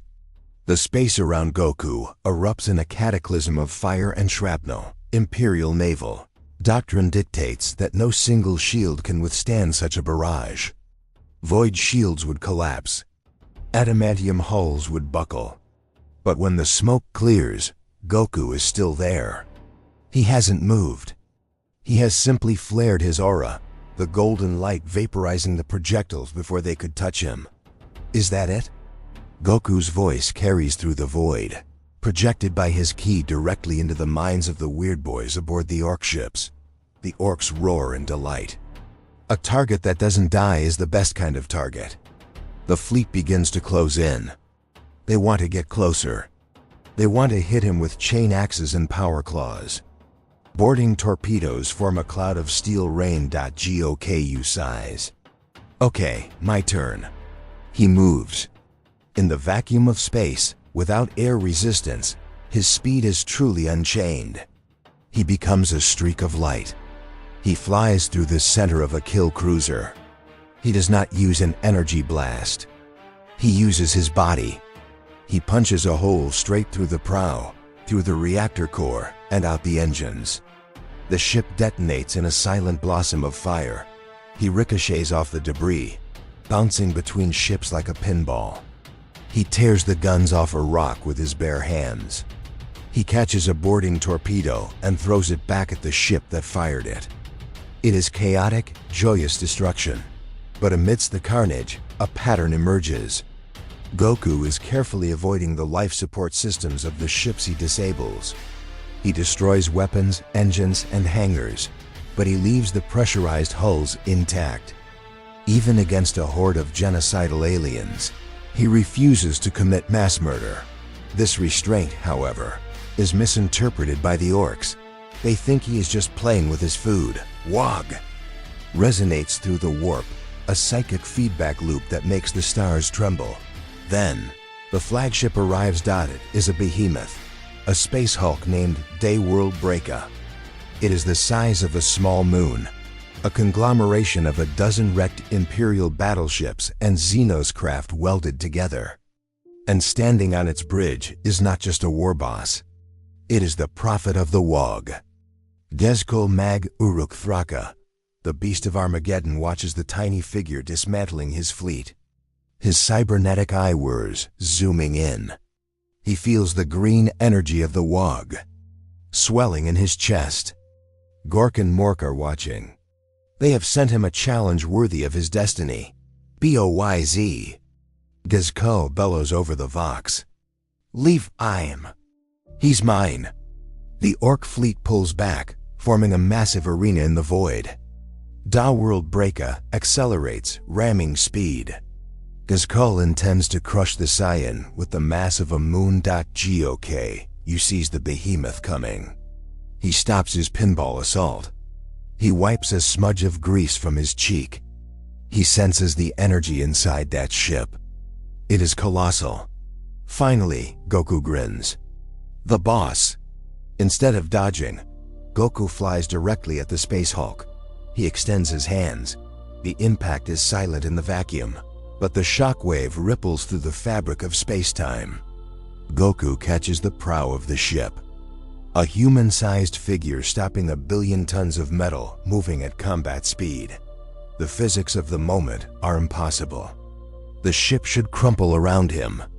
He should be liquefied. But his ki reinforces the hull, distributing the force. He is pushing back. Inside the bridge, Orks are thrown from their stations. Sparks shower from the ceiling. Skull laughs, gripping the railing. That's it. Push harder, you runt. Goku grits his teeth. The mass is incredible. He flares his aura. Kai. Oh. Ken. He pushes. Slowly, agonizingly, the massive ship begins to slow. Then, it stops. GOKU hangs in space, holding the Space Hulk stationary with his bare hands. He is breathing hard. This is weight training on a galactic scale. Hey, Goku projects his thought voice again. Come out. Let's fight Mando Ork. Gezkul does not need to be asked twice. He heads for the teleportarium. But he is not coming alone. He is bringing the Wog, energy of every Ork in the sector with him. He is growing, evolving in real time.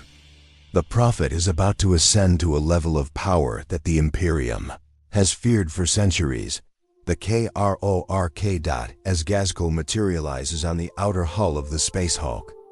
His armor expanding to contain his swelling muscle mass, Goku lands opposite him. The two champions stand on the skin of the starship, surrounded by the silent audience of millions of Orks. You, Gezkul rumbles, his voice vibrating through the hull plates into Goku's feet. You fight good, you green? I'm orange, Goku corrects him, pointing to his G. Close enough, Gezkul ignites his massive power claw. Show me what you got, Godfighter. The duel that follows will be etched into Ork racial memory forever. It is the clash of the unstoppable force and the immovable object. But unbeknownst to them, this concentration of combat energy has drawn the attention of the galaxy's oldest curators. On a nearby tomb world, ancient subroutines have activated. The Necrons are waking up. They do not care for the joy of battle. They care for order. And a biological anomaly capable of stopping a Space Hulk is a violation of the cosmic laws that they wrote eons ago. Trazyn the Infinite is checking his gallery space. He has just found the perfect centerpiece for his Heroes of the 41st Millennium exhibit. The duel takes place on the hull of World Breaka, a landscape of riveted iron and scar tissue metal spanning kilometers in the vacuum. You watch from a safe distance, your cogitator struggling to process the sheer kinetic output of the two figures clashing amidst the silence of the void. On one side stands Gezkul Mag Uruk Thraka, the prophet of the Wog. He is no longer just a war boss. He is an avatar of primal violence, fueled by the psychic roar of millions of Orks watching from the surrounding fleet. He has swollen to the size of a Redemptor dreadnought. His armor, a masterpiece of mechboy scrap genius, groans as his muscles expand against the internal servos. His power claw, Gork's Claw, crackles with enough disruptive energy to tear open a battle tank like a tin can.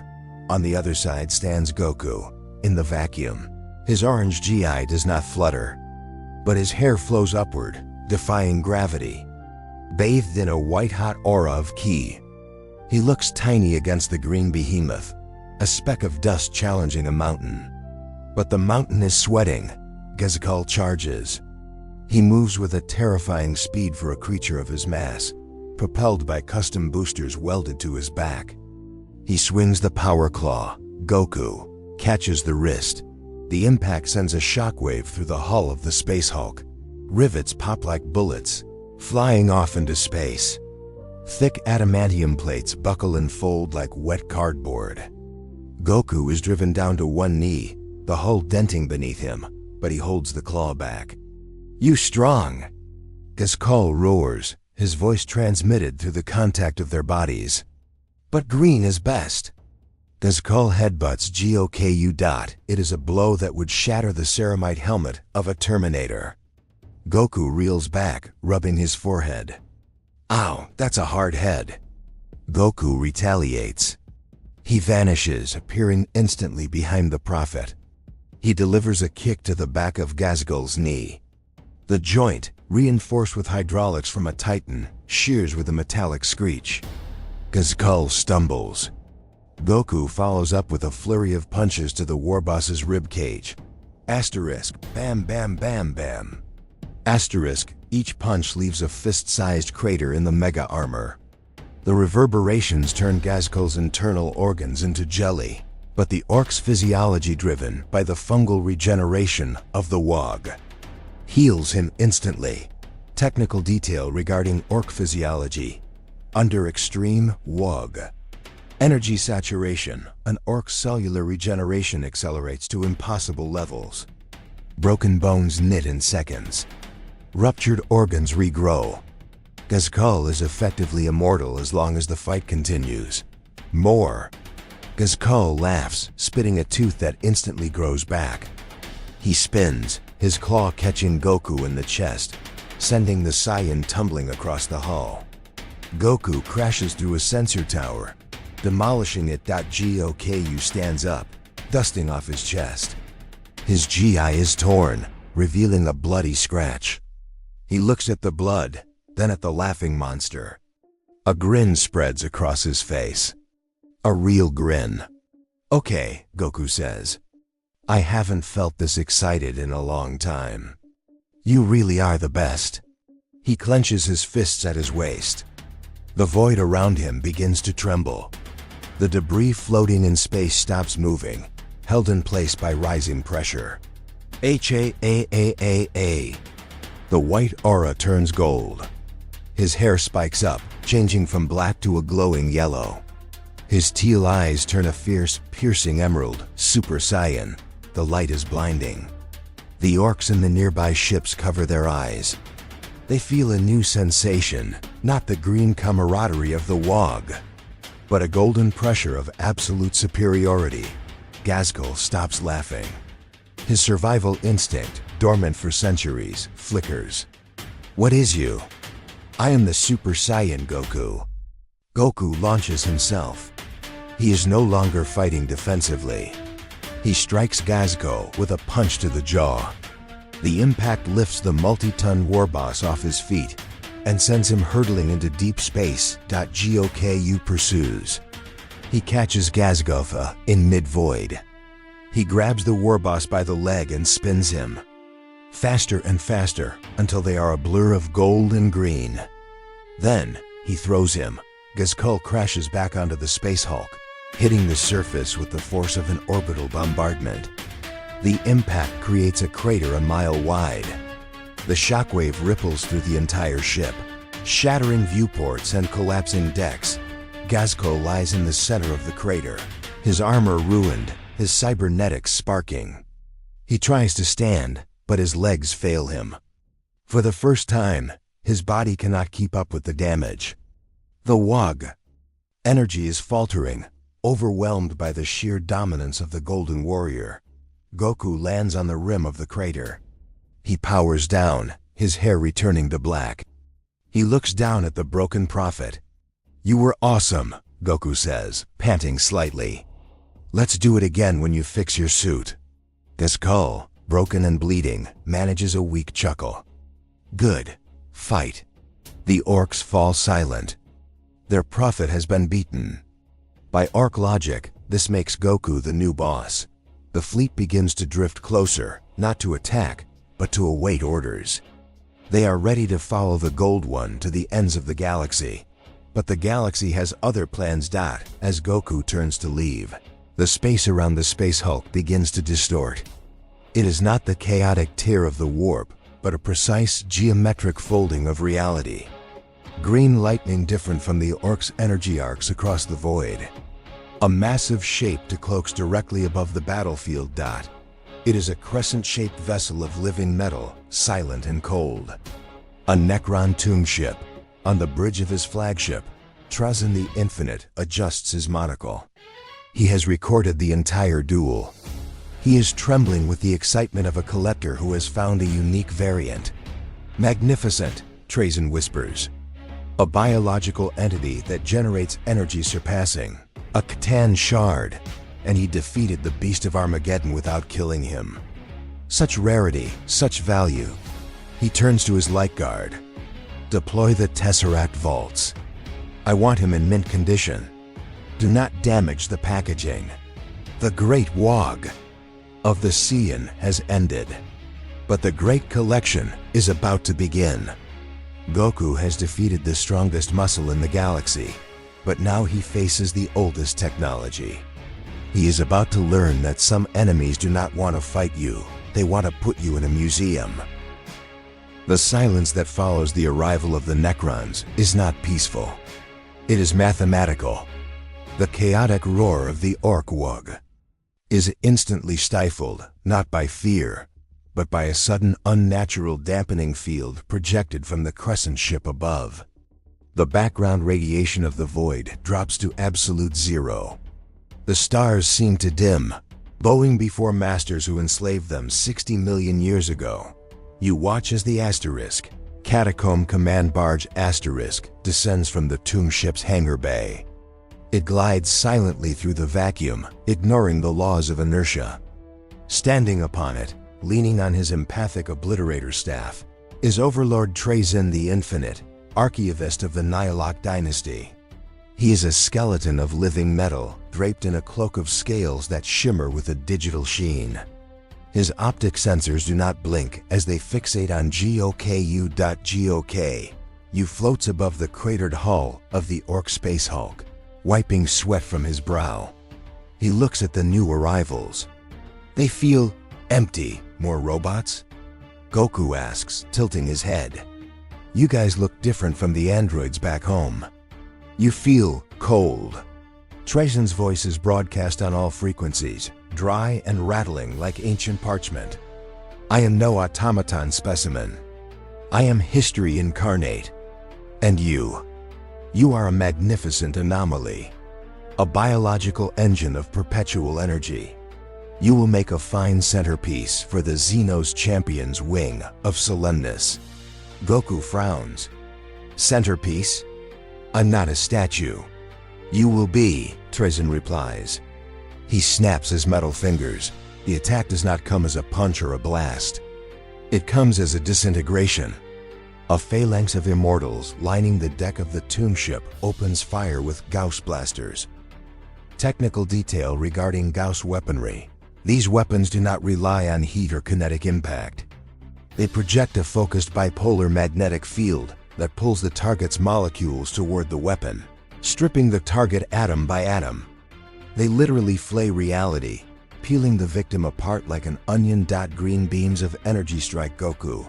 He raises his arm to block, expecting the usual impact. Instead, he yells in surprise. Oh! You watch in horror as the skin of his forearm begins to dissolve. The golden aura flickers as the Gauss beams attempt to strip his very atoms into the void. For the first time, Goku's durability, which withstood the crushing gravity of a black hole and the blows of a war boss, is bypassed. This is not damage. It is deletion. That hurts. Goku shouts. He flares his ki.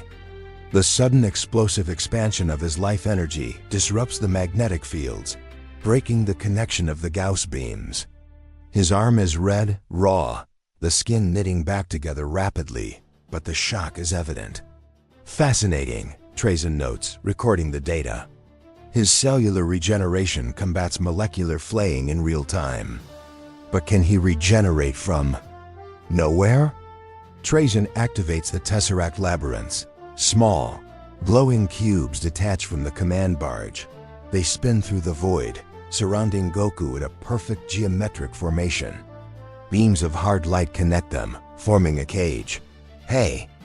Goku tries to fly out, but he hits a wall that isn't there. The space around him is folding. The distance between him and the outside world is stretching to infinity. Do not struggle, Trazyn advises. You are entering a pocket dimension. A singular moment of time, frozen forever. You will be safe there, preserved, perfect.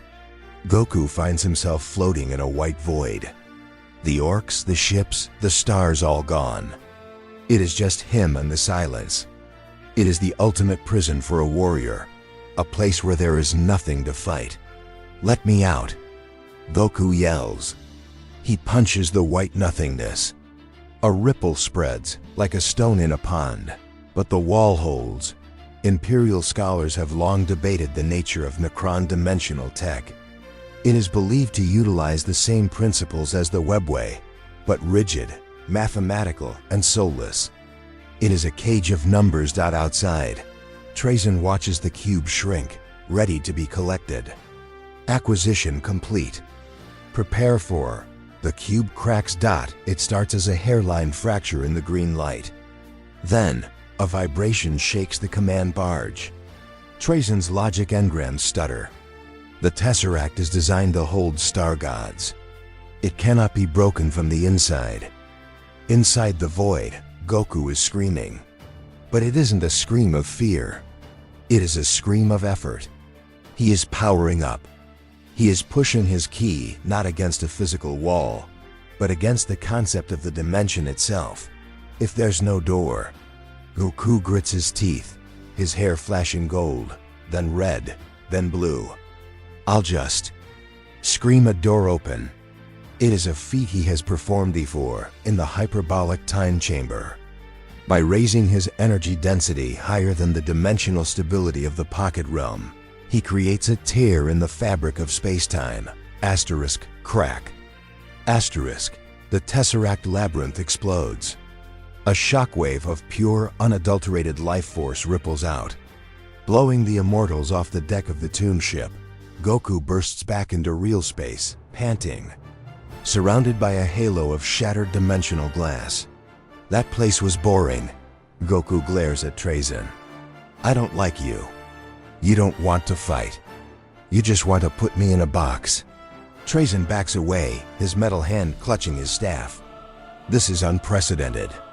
The specimen is too volatile. Canoptic wraiths. Restrain him. Mind shackle scarabs. A swarm of metallic insects, small as beetles, floods from the barge. They are mind shackle scarabs, designed to burrow into the cortex and override the victim's will. They swarm Goku, crawling over his GI, seeking his ears, his nose. Goku swats at them. Get off, bugs! One manages to burrow into his ear canal. Trazin smiles. Submit. Your mind is mine. The scarab latches onto Goku's neural pathways. It attempts to rewrite his logic. It looks for complex desires, political ambitions, deep-seated fears to exploit. It finds nothing. The readout on Trazin's slate scrolls frantically. Asterisk target mind. Simple. Dominant thoughts. Food. Fighting. Protect friends. Food. Training. Asterisk. The scarab tries to seize control. It attempts to overwrite the fight command with sleep. Goku's brain interprets this as a challenge.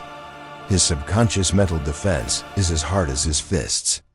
The scarab overloads, burning out in a puff of smoke. Goku digs a finger into his ear and flicks the dead machine away.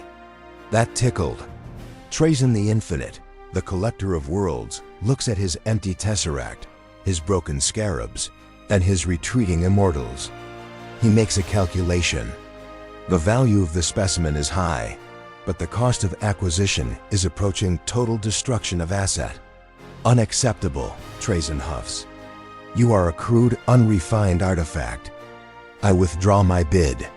The Necron Overlord taps his staff. In a flash of emerald light, he and his barge translocate back to the tomb ship. The massive crescent vessel engages its inertially's drive. In the blink of an eye, it accelerates to near light speed and vanishes, leaving only a green afterimage. Goku floats alone again. The Orks are watching him with renewed reverence. He beat the metal men. He broke the magic box. But Goku is not looking at the Orks. He is looking past the debris field. He is looking toward the tear in the galaxy that pulses with a sickly purple light. The Eye of Terror, he feels it now. The source of the red monster he fought on the ship. The source of the angry man with the axe. It is a place of infinite energy, infinite strong guys. And unlike the Necrons, it feels alive, maliciously, horribly alive. That's where the strongest guy is, Goku whispers. I can feel him. He's waiting. Imperial records are fragmented here, but astropaths in the Cadian Gate reported a sudden, blinding star moving toward the eye. It was not a ship. It was a soul. Goku has decided to go to the source. He is going to hell, and he is going to knock on the front door. You have followed this chronicle from the cornfields of a feudal world to the cold void of the deep stars. But now we must go where no mortal mind should ever wander. We must look into the abyss. The Eye of Terror. The Oculus Terribilis. It hangs in the sky of the segmentum obscurus like a bruise on the face of creation. It is not a nebula. It is a wound. A bleeding tear in the fabric of reality where the immaterium spills into the materium. To look upon it with the naked eye is to invite madness. To enter it is to forfeit your soul. Yet Goku flies toward it. He leaves the wreckage of the Ork fleet behind. He accelerates past the Cadian pylons, those ancient, black obelisks designed to stitch the wound shut, and crosses the threshold. You watch as the physics of the material universe dissolve. There is no transition. One moment, he is in the cold vacuum. The next, he is drowning in an ocean of screaming colors. Here, distance is a feeling, and time is a flavor. Up is yesterday, and down is hate.goku stops. He floats in a soup of raw emotion. He looks at his hands. They seem to stretch and morph, his skin rippling like water. "Whoa," Goku says, blinking. This place is dizzy. He is unshielded. Technical detail regarding warp transit. Imperial vessels survive this realm only by projecting a Geller field, a bubble of real space that convinces the universe that the ship is still in the materium. Without it, the laws of physics are overwritten by the whims of the dark gods. Blood turns to liquid gold. Thoughts become predators, and the soul is torn from the body to be feasted upon by never-born by all logic. Goku should mutate instantly. His flesh should bubble into spawn matter. His mind should shatter into a billion screaming fragments. But he remains. His aura, that invisible shield of ki, acts as a biological Geller field. It is the manifestation of his life force, his absolute sense of self. In a realm where reality is defined by will, Goku's will is a diamond singularity. He refuses to be anything other than Goku. The warp washes over him, trying to rewrite his DNA, trying to turn him into a tentacled horror. But his spirit simply says, "No, where is he?" Goku shouts into the madness. "The angry guy. The strong one." The warp answers. It does not answer with a voice, but with a swarm. From the purple mists emerge the demons. They are infinite. Bloodletters of corn writing juggernauts of brass. Daemonettes of Slanesh dancing on limbs of razor wire. Plague-bearers of Nurgle counting the poxes on their rotting bodies. Horrors of Tzeentch cackling in shifting geometric shapes. They see a soul. A bright, burning, delicious soul, naked in their realm. It is a feast such as hasn't been seen since the fall of the Eldar. They charge. A billion nightmares descending on one man. Goku assumes his stance. He does not see monsters. He sees a target-rich environment. Finally, the battle that ensues is incomprehensible to the sane mind. It is not a fight of physical blows, but of metaphysical concepts. When Goku punches a bloodletter, he doesn't just break its bones. He asserts the concept of physicality over the concept of rage. The demon dissolves not because it is hurt, but because Goku's fist convinces the universe that the demon shouldn't exist. He flies through the swarm, a golden comet cutting through a storm of filth. He blasts a great unclean one with a Kamehameha, and the beam of light purifies the rot, turning the plague garden into a field of sterile ash. He catches the whip of a keeper of secrets and pulls, dragging the demon into a close-range clothesline that shatters its corporeal form. But the warp is infinite. For every demon he banishes, 10 more manifest from the raw emotional energy of the galaxy. There's too many of them. Goku pants, kicking the flamer of Tzeentch into mist. And they don't stay down. He realizes that he cannot win this fight with punches. He is trying to drain an ocean with a teaspoon. The environment itself is the enemy. The Chaos Gods, watching from their impossible realms, take notice. Nurgle, in his garden, stirs his cauldron. He tries to infect Goku with the Destroyer Plague. He sends a wind of viral entropy. Goku sneezes. His Saiyan immune system, accelerated by his ki, burns the virus out in a microsecond. Nurgle chuckles, delighted by the resilience. A tough little morsel. Slaanesh, in the Palace of Pleasure, whispers to Goku, Asterisk, don't you want to be the strongest? I can give you a rival who never tires. I can give you a fight that lasts for eternity. Asterisk Goku pauses. The offer echoes the bloodthirsters, but sweeter. A fight that never ends? Then he shakes his head. If it never ends, I can't win. And if I can't win, I can't say good game and go eat. Slaanesh hisses in frustration. The Saiyan's desires are too simple, too pure to be twisted into obsession. He wants to fight to grow, not to indulge. Tzeentch, the architect of fate, is the most disturbed. He looks at the threads of the future. He sees Goku as a knot that cannot be untied. A variable that breaks the equation. Tzeentch tries to trap him in a maze of crystal. Goku smashes through the walls. Tzeentch tries to confuse him with riddles. Goku ignores them. This place is annoying. Goku yells, I'm leaving. He powers up. He transcends the standard Super Saiyan. Sparks of blue lightning begin to arc around him. His hair grows slightly longer, sharper. The gold becomes almost white. Super Saiyan 2. In the materium, this is just a power increase. In the warp, it is a cataclysm. The light radiating from him becomes anathema. It is the light of order. Rigid, unyielding, burning order. It sears the demons like sunlight hitting a vampire. The warp screams. The swirling colors recoil, pushed back by the sphere of absolute reality that Goku is projecting. He has become a miniature Astronomicon, a lighthouse in the dark.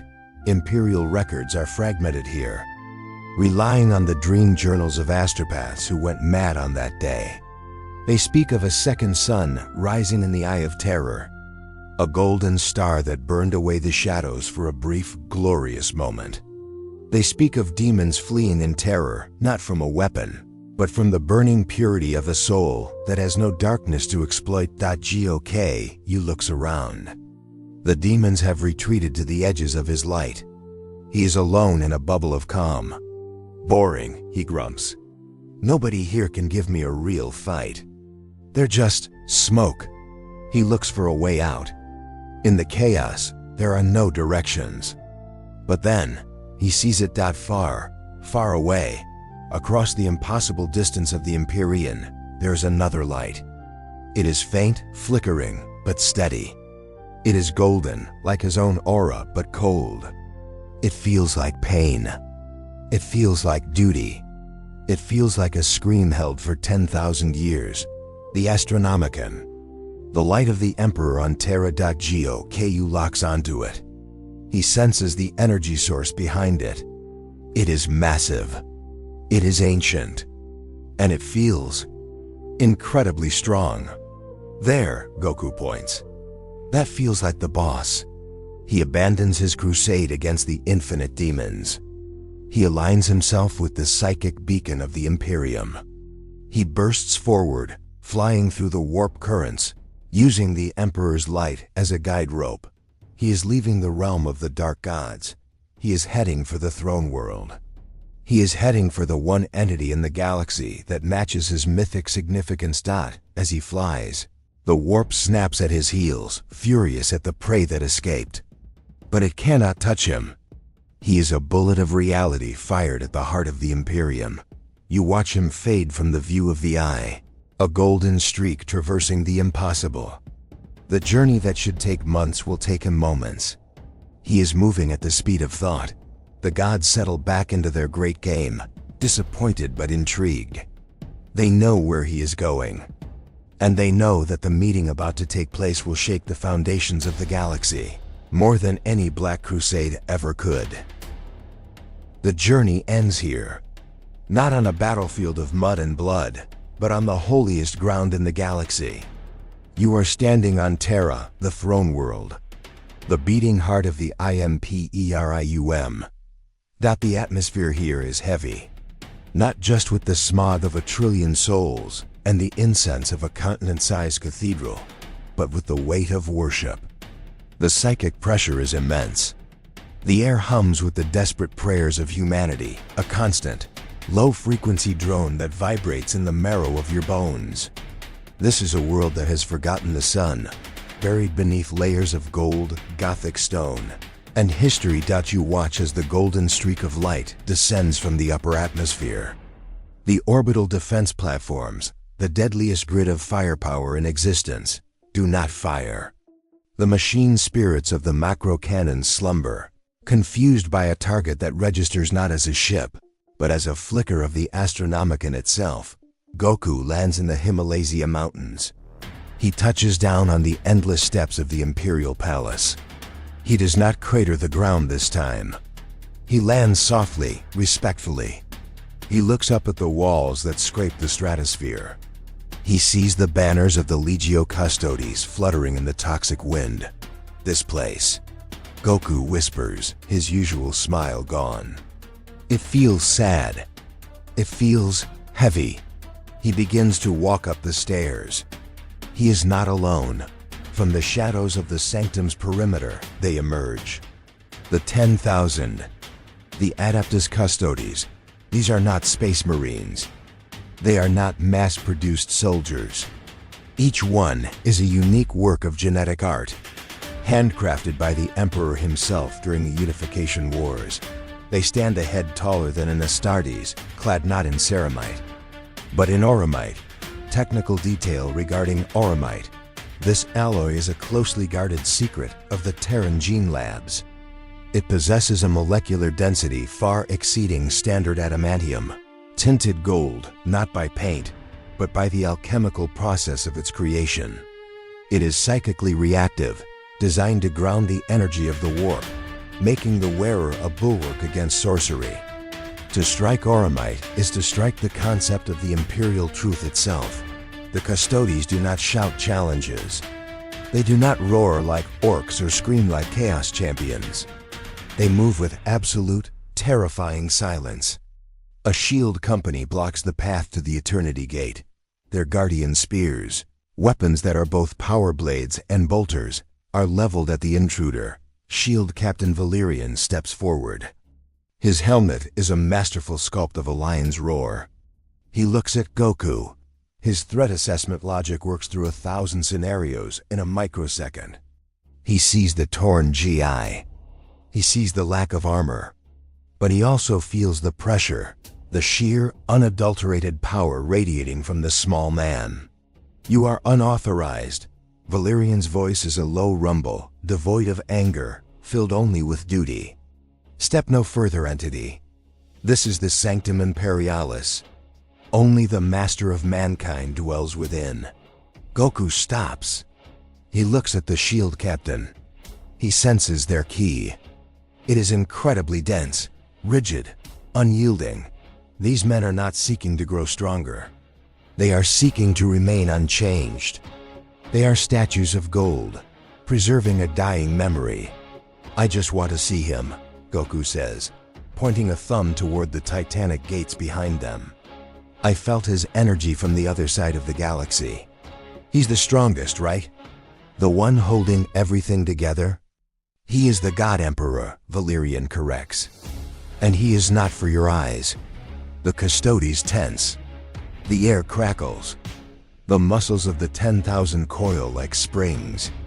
They are prepared to die to buy a single second of time.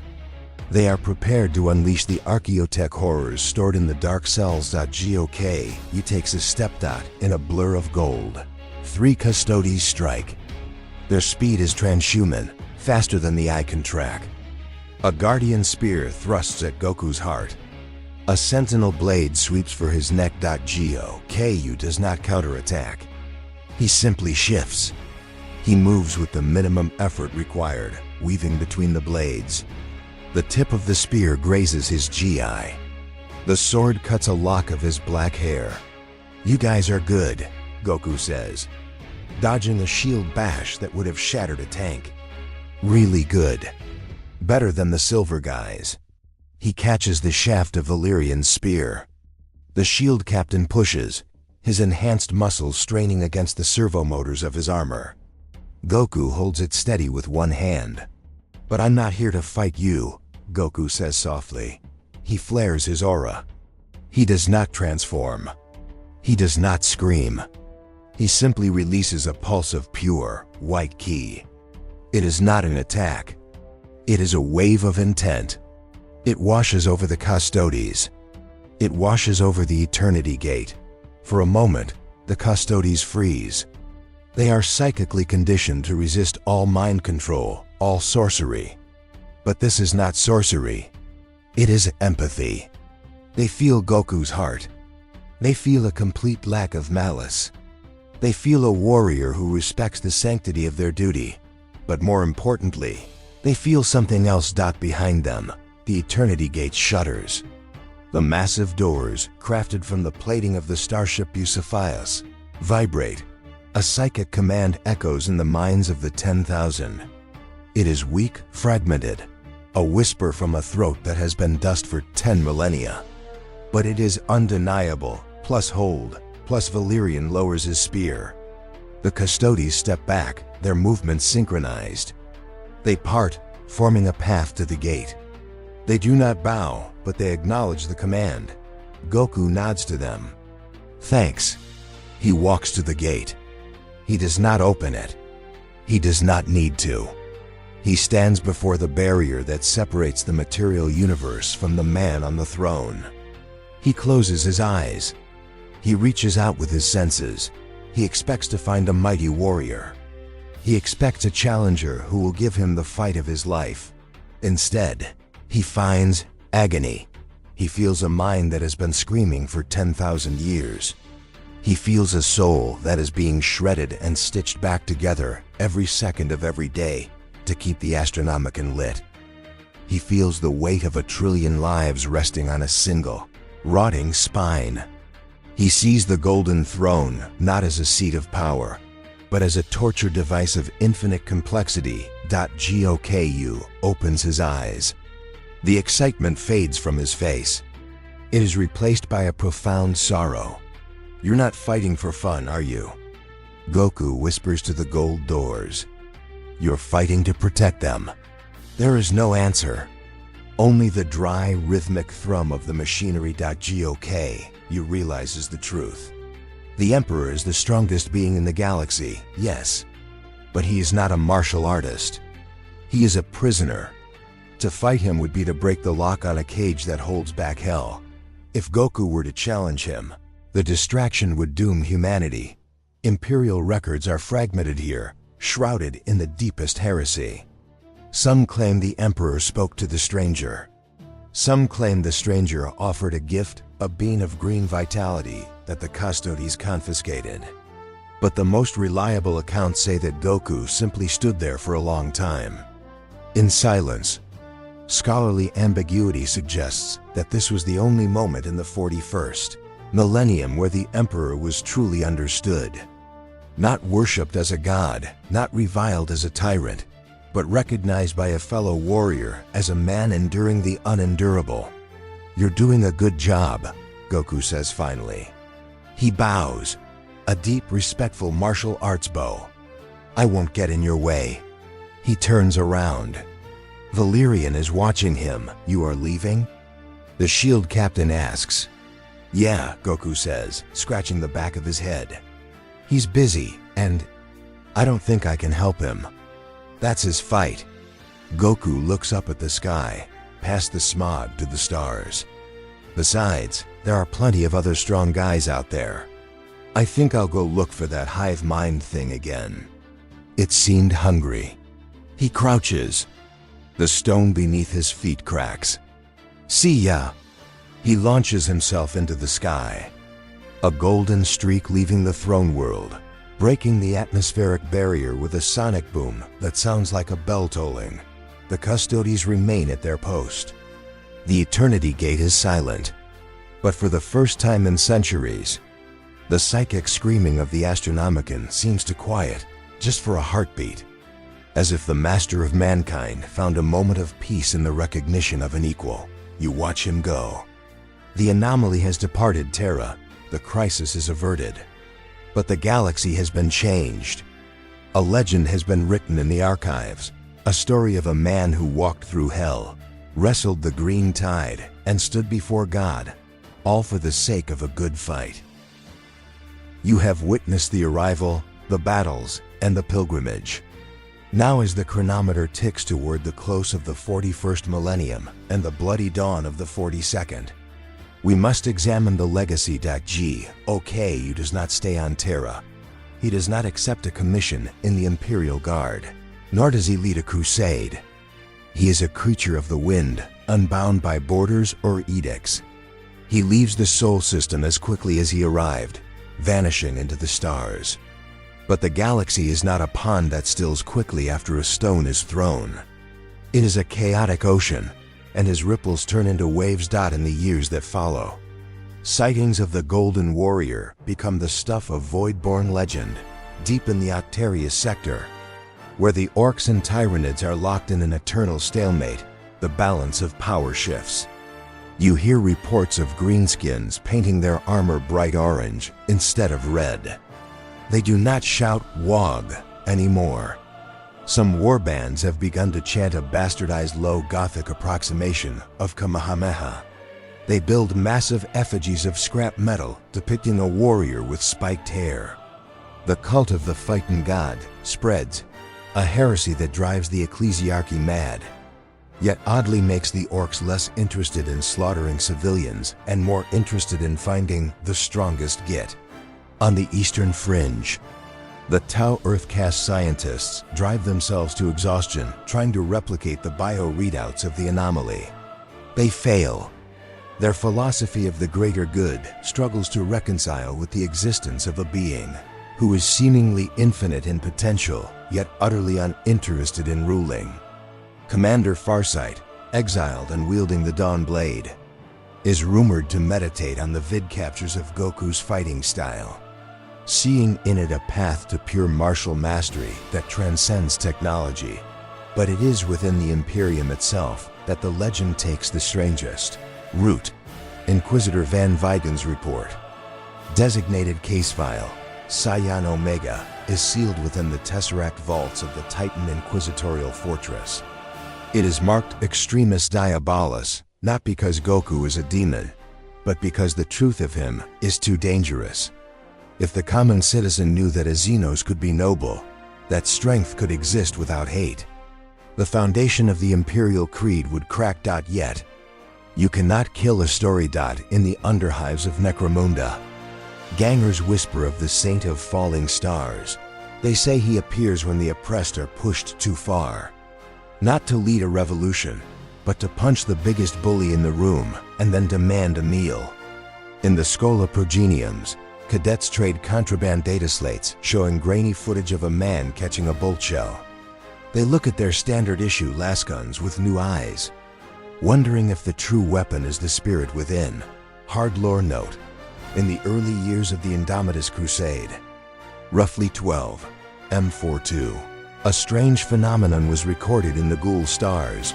A Catan shard of the Deceiver, freed from its Necron captors, began to consume a star system. Imperial fleets were days away, helpless to stop it. Long-range astropathic choirs recorded a psychic scream, not of terror, but of exertion. Sensors detected a spike of energy that momentarily outshone the galactic core. When the fleet arrived, the Catan was gone. The star was safe. And etched into the surface of a barren moon, visible from orbit, was a single, massive crater in the shape of a fist. Did he truly fight a star god? Did he win? Imperial history is a tapestry of lies, but here, the scholarly ambiguity is thickest.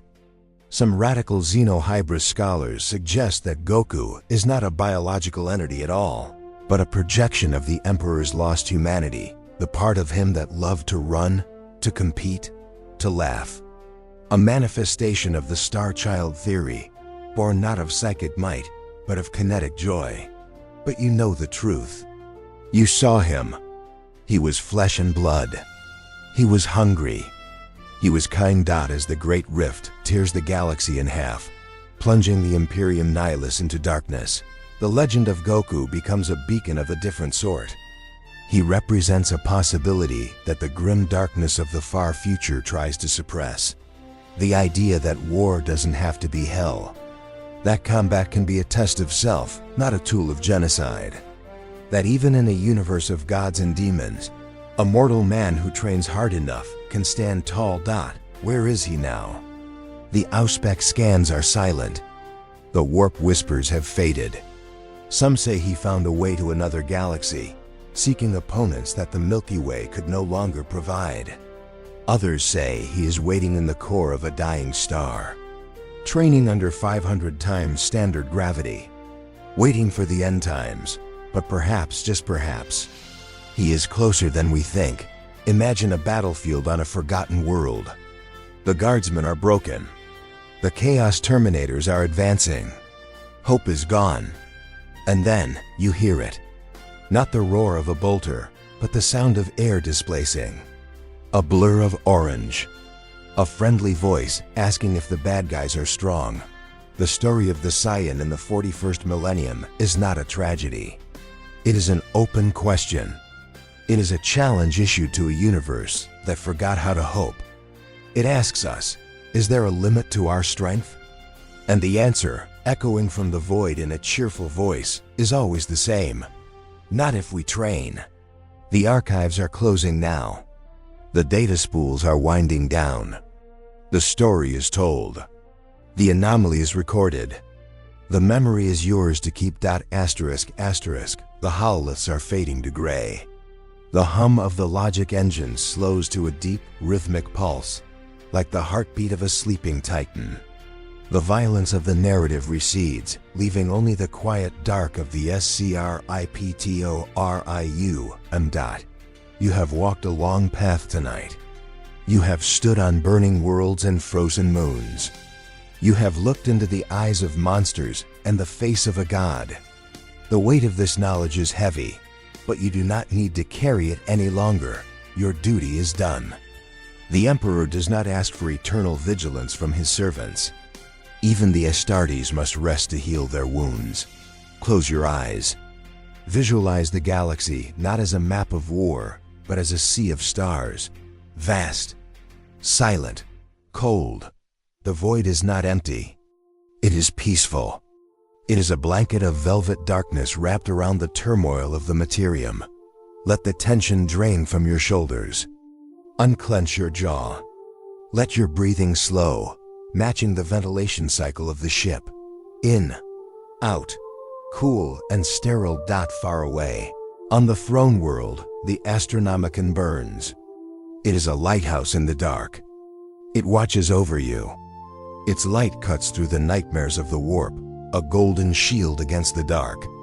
You are safe here. The walls are thick. The Geller field is strong. The heroes of the legend, the Golden Warrior. The angels of death, they are out there, standing guard so that you do not have to drift now.